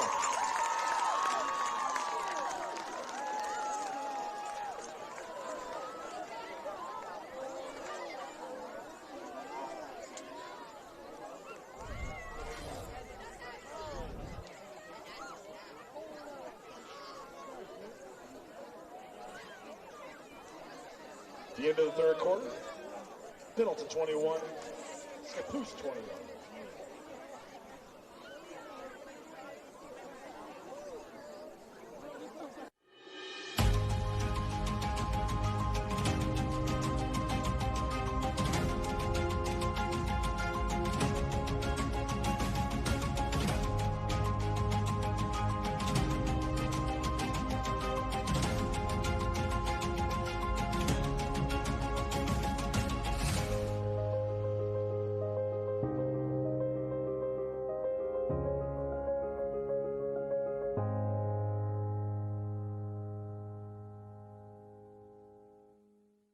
Here in Eastern Oregon, we're blessed to live in such a wonderful area, and though it may seem mild-mannered, there's actually quite a lot that goes on in this area.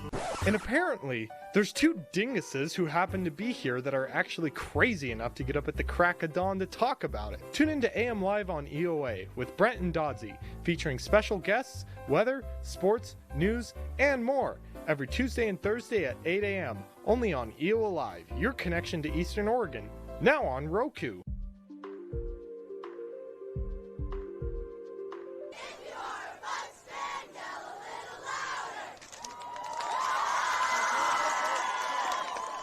Number 32, Tug McQuinn in for the fourth Buckaroo touchdown of the night.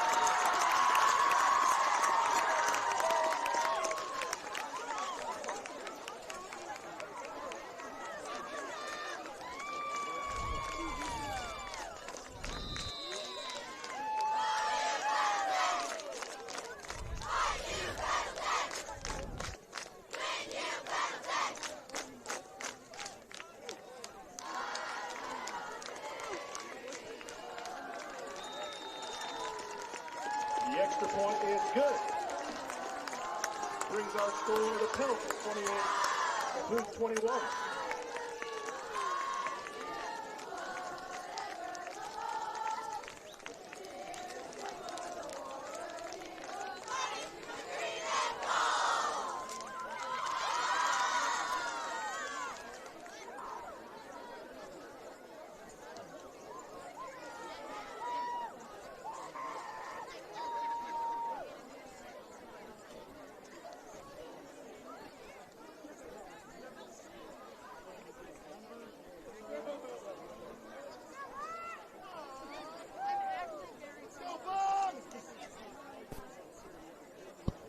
Well, thank you guys for joining us. Man, we have a great shootout here tonight. A lot of pushing back and forth. I believe this is Scappoose is the number 2 team ranked, and Pendleton is number 8 in the state. And, man, they're showing it tonight. Really enjoying this. Thank you for joining us on EOL Live TV.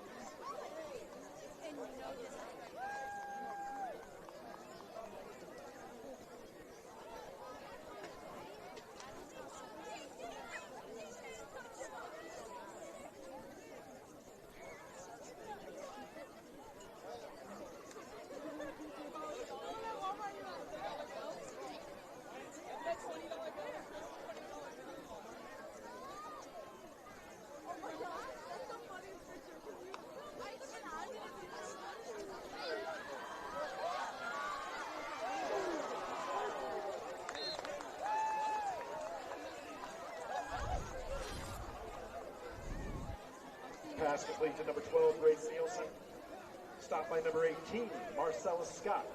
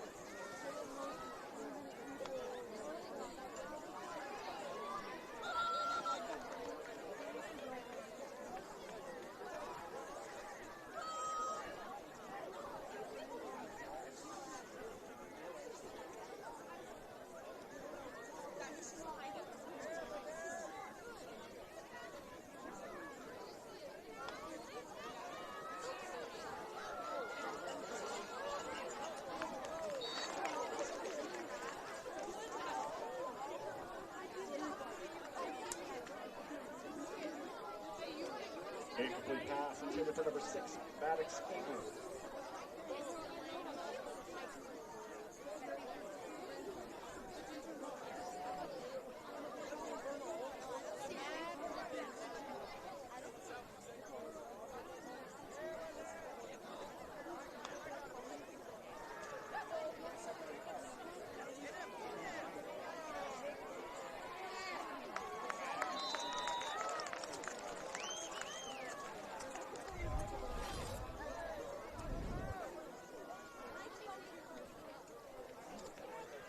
Max now in on the keeper.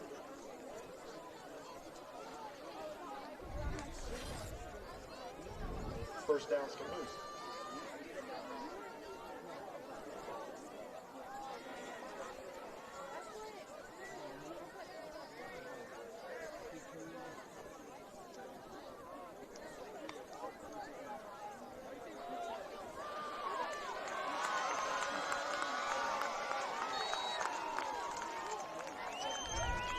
Number 44, Kate Baker on the carry.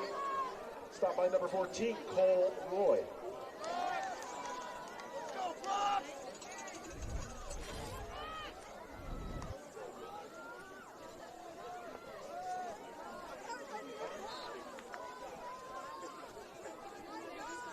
Number 4, Kate Baker, again on the carry. Stopped by number 7, Dakota Malin.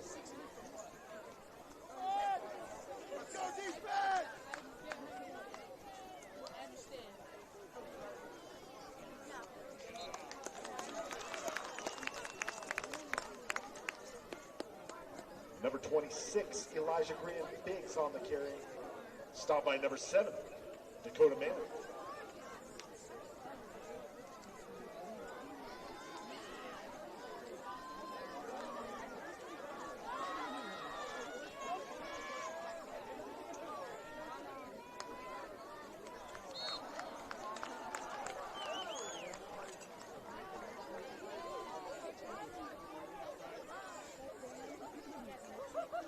Coachman, Pendleton.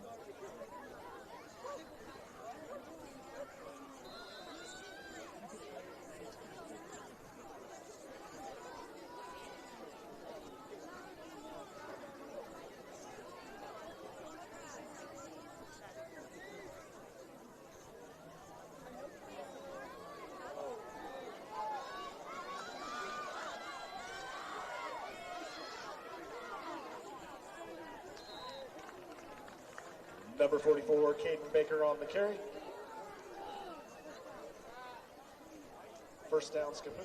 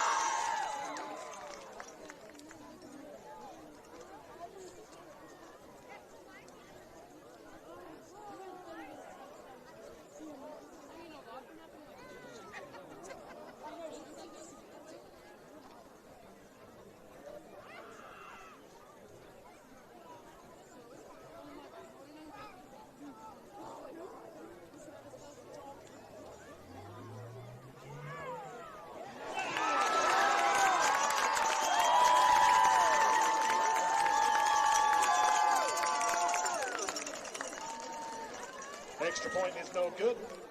Makes the score Pendleton 28, Scappoose 27.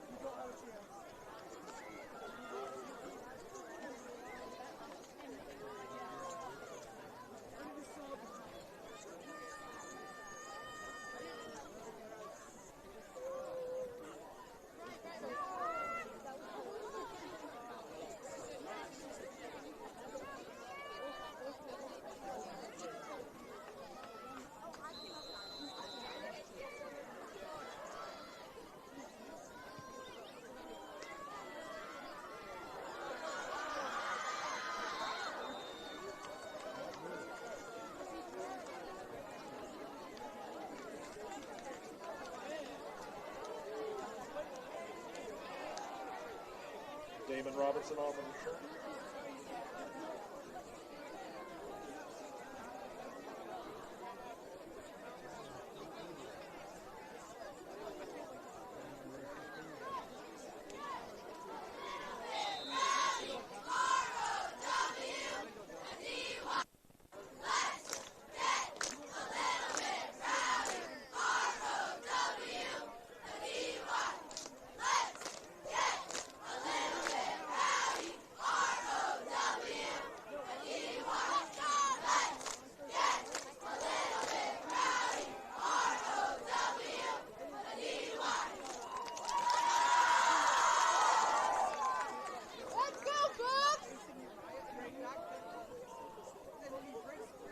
Doug McQuinn on the carry.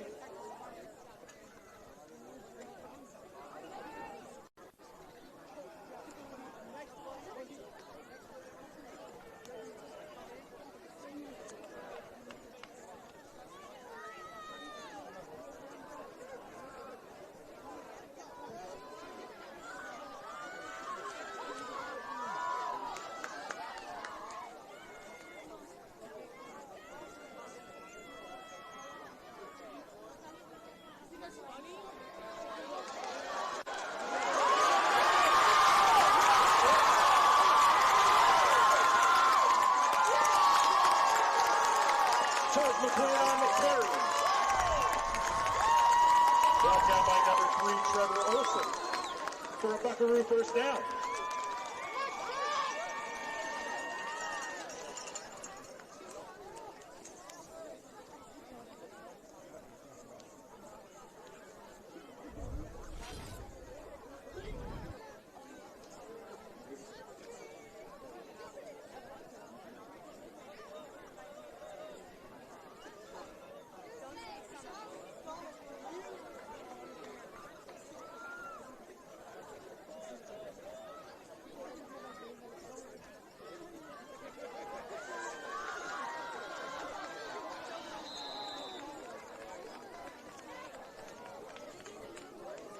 Doug McQuinn on the carry. Brought down by number 7, Braden Miller.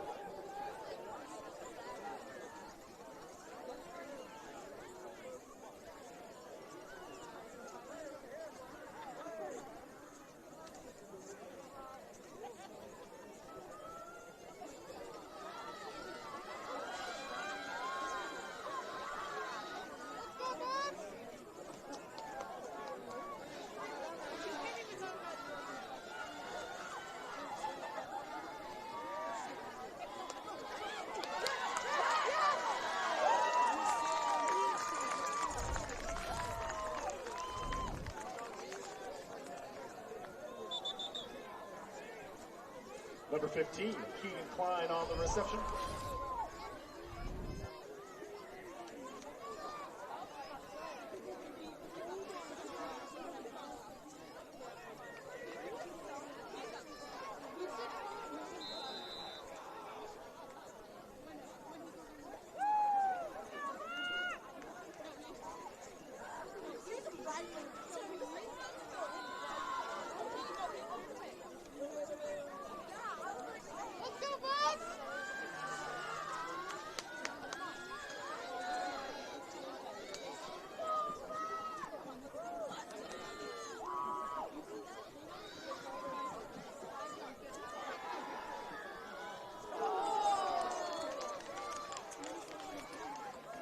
Pass intended for number 3, Caden Moore.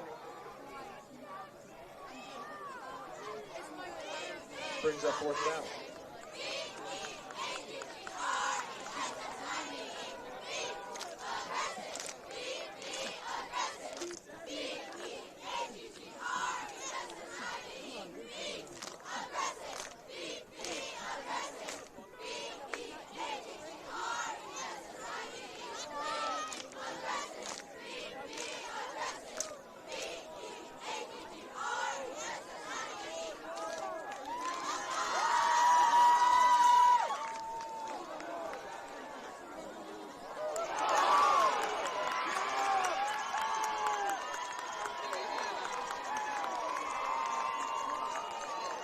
Full supremacy pass, intercepted. The pink iPhone is still at the concession stand. You're missing a pink iPhone. It is at the concession stand.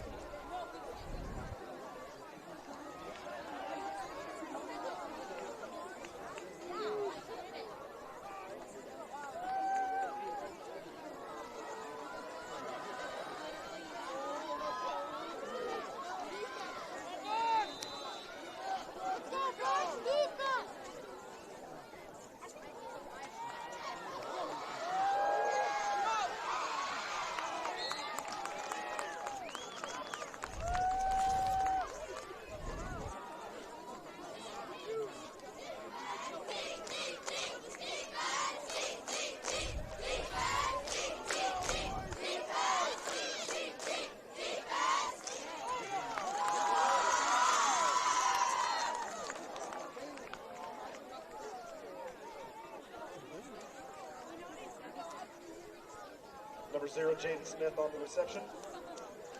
Brought down by number 9, Vance Nelson.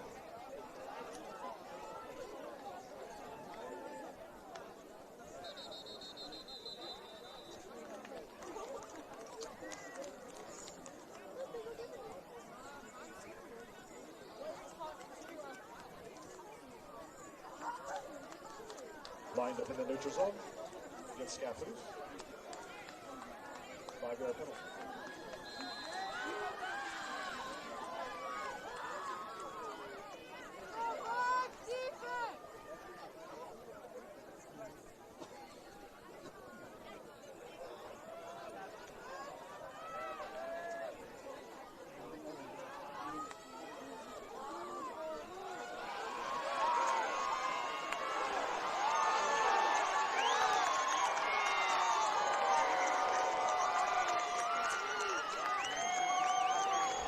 Number 26, Elijah Greenland-Biggs on the carry for a Scappoose touchdown.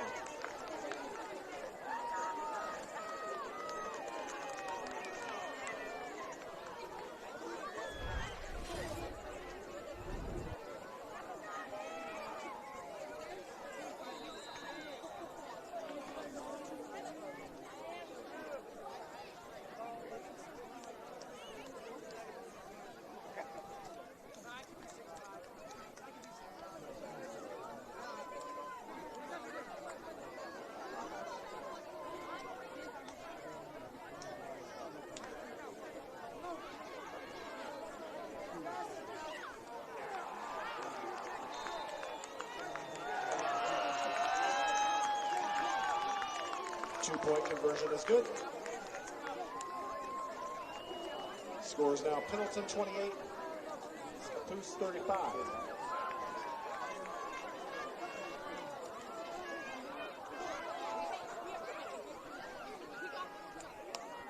Welcome to Creating Memories for Disabled Children at beautiful Wallowa Lake, Oregon. Over the years, we have offered families of children with disabilities a free vacation at our beautiful camp properties. At Creating Memories, these families are able to relax in the knowledge that their child is loved and that their efforts are seen. We are creating memories for disabled children, and our mission is to do just that.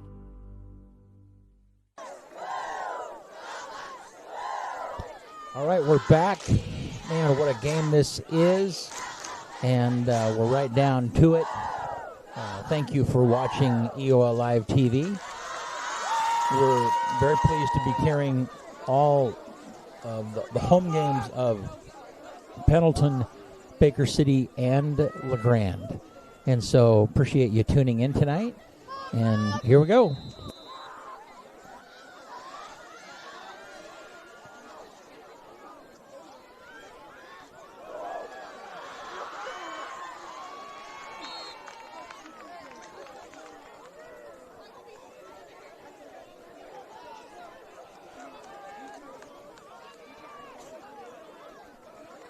Keegan Klein on the return.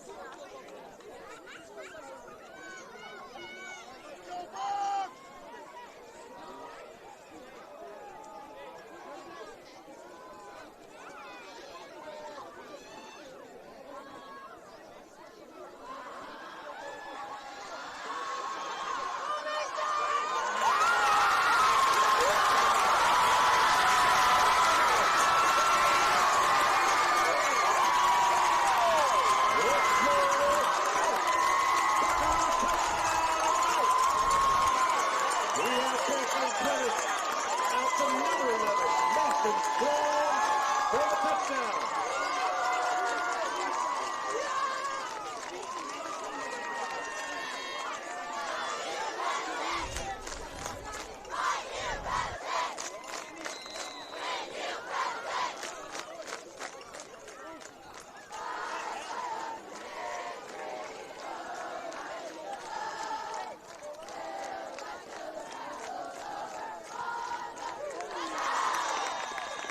Extra point is good.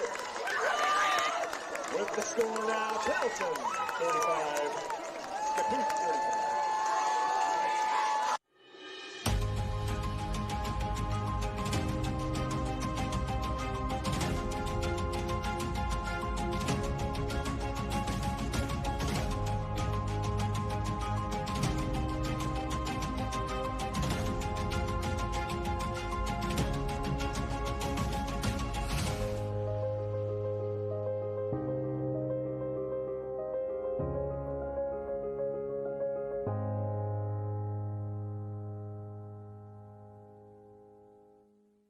Here in Eastern Oregon, we're blessed to live in such a wonderful area, and though it may seem mild-mannered, there's actually quite a lot that goes on in this area.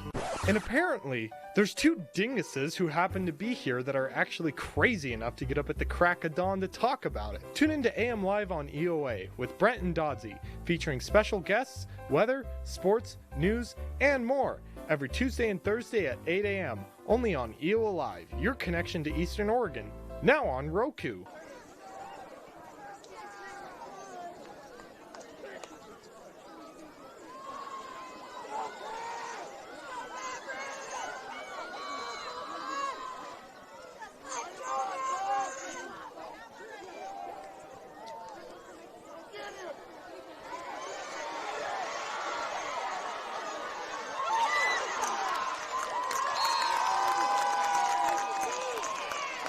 Nolan Wentz on the return, brought down by number 72, Aiden Perkins.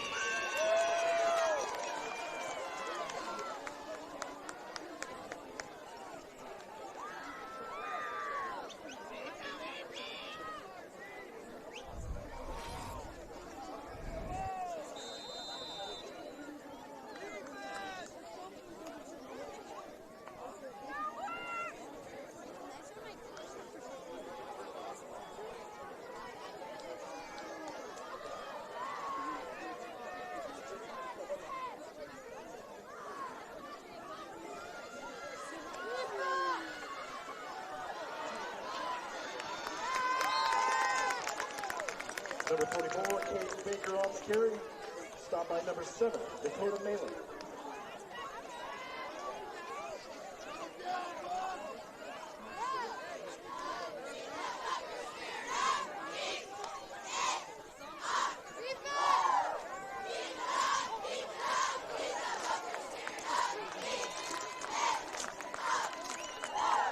Number 21, Quentin Olson on the carry.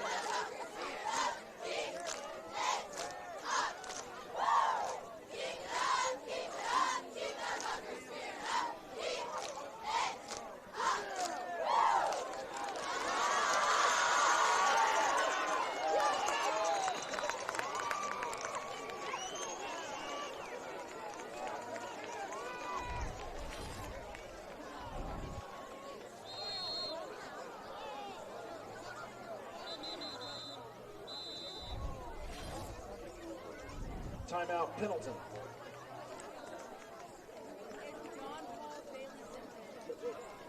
EOA Live is your connection to Eastern Oregon. Tune in for a variety of engaging and relevant local content. See Brent and Dodsey goof and gab with local guests on EOA Live's morning talk show, AM Live. Watch Dodsey on EOA Live Sports to get the latest sports information and interviews with local coaches, athletes, and more. On EO Talks, we have intriguing and in-depth conversations with people from around Eastern Oregon. Master Chef Russ Gleason shares delicacies from his Golden Recipe book on cooking across the hall. Stay in the know about what's happening at the Sheriff's Office on Keeping It Clear with Cody Bowen. To stay in the loop on local arts and music events, catch the EOA Arts Update with Ricky Joe Hickey. We're available across the board, including Facebook, YouTube, Amazon Fire, and of course, our very own website, EOA.tv. We even have our own Roku channel with 24/7 live streaming content. You can also listen to our shows on Spotify, Apple Podcasts, Amazon Music, and many other popular podcast apps. EO Live, your connection to Eastern Oregon.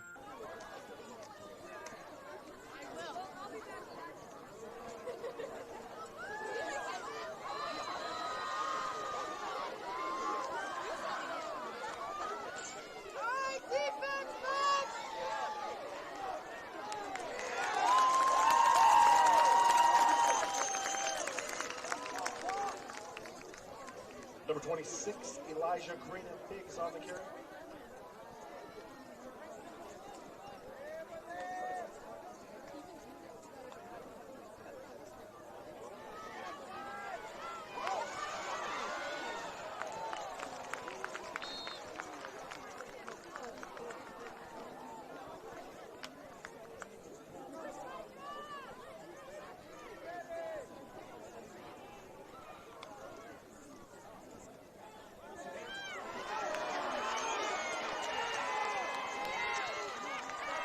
Number 44, Caden Baker in for the Scappoose touchdown.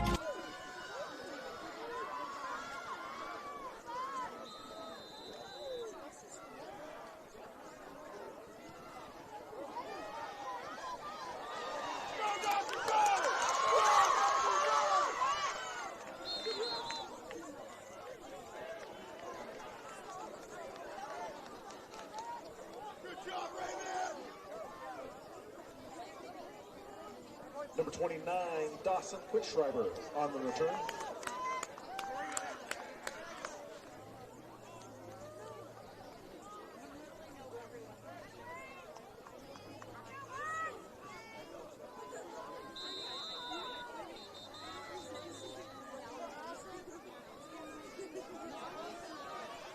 Timeout, Scappoose.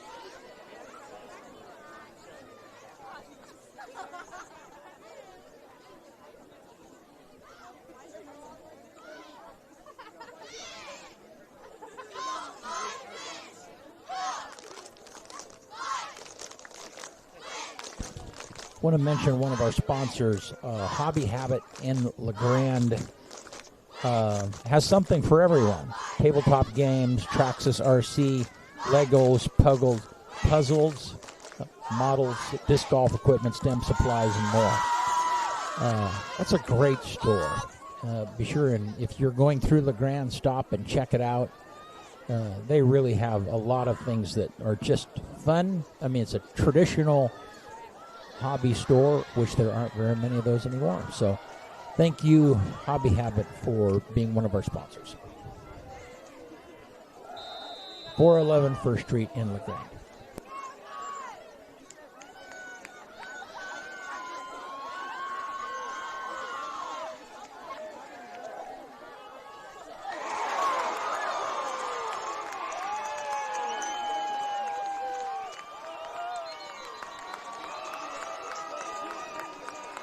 Colson premises pass intercepted by number 12, Brandon Nielsen.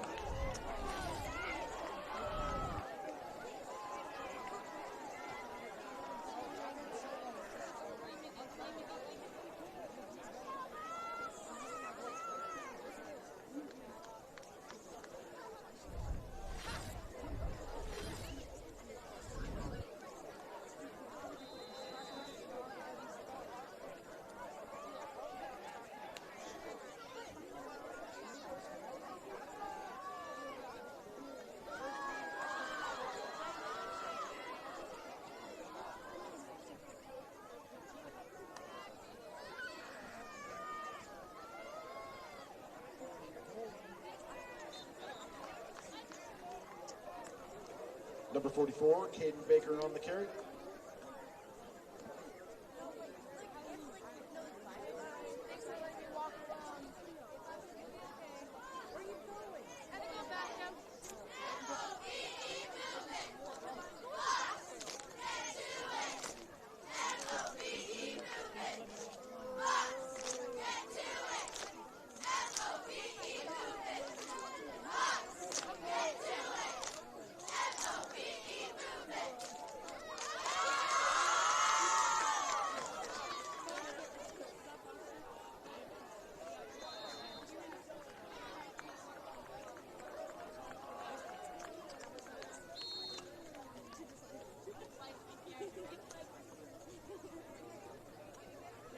Timeout, Pendleton.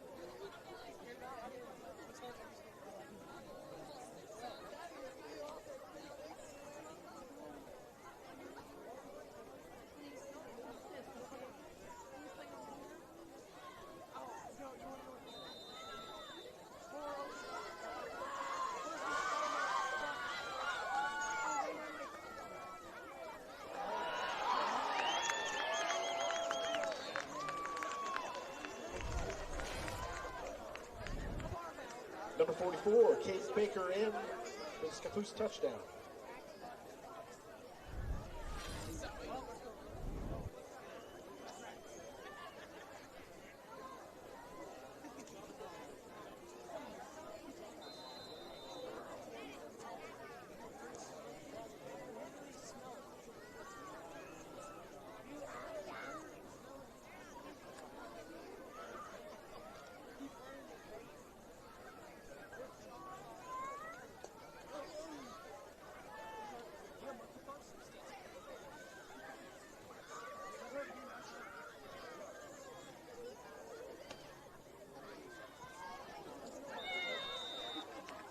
Extra point is good. Makes the score Pendleton 35, Scappoose 49.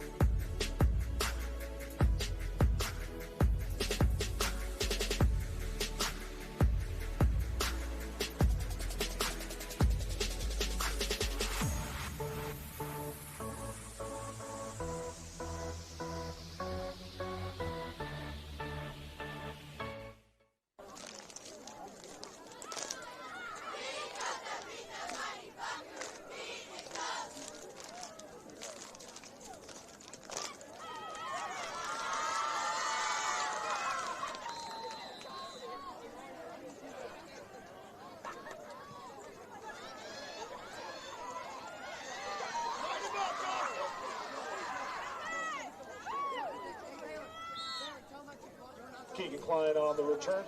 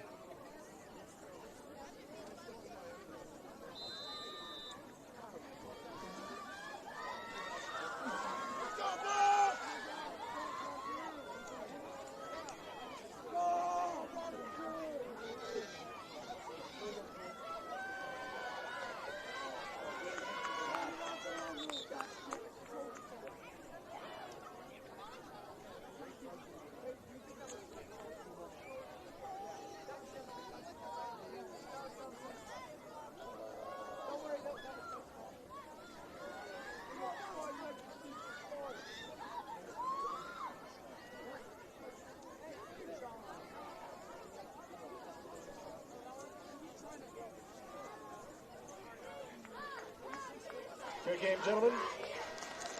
Thanks for coming out tonight. Ladies and gentlemen, a reminder, please pick up all of your trash and place it in the nearest trash can on your way out. Thank you all for joining us. Have a safe drive home. Really appreciate you being a part of the game tonight. Be sure and check out our stuff at eoa.network. All of our stuff is available there, and the broadcast that will be in the future will be available there also. So thanks so much, and we will see you at the next Pendleton home game.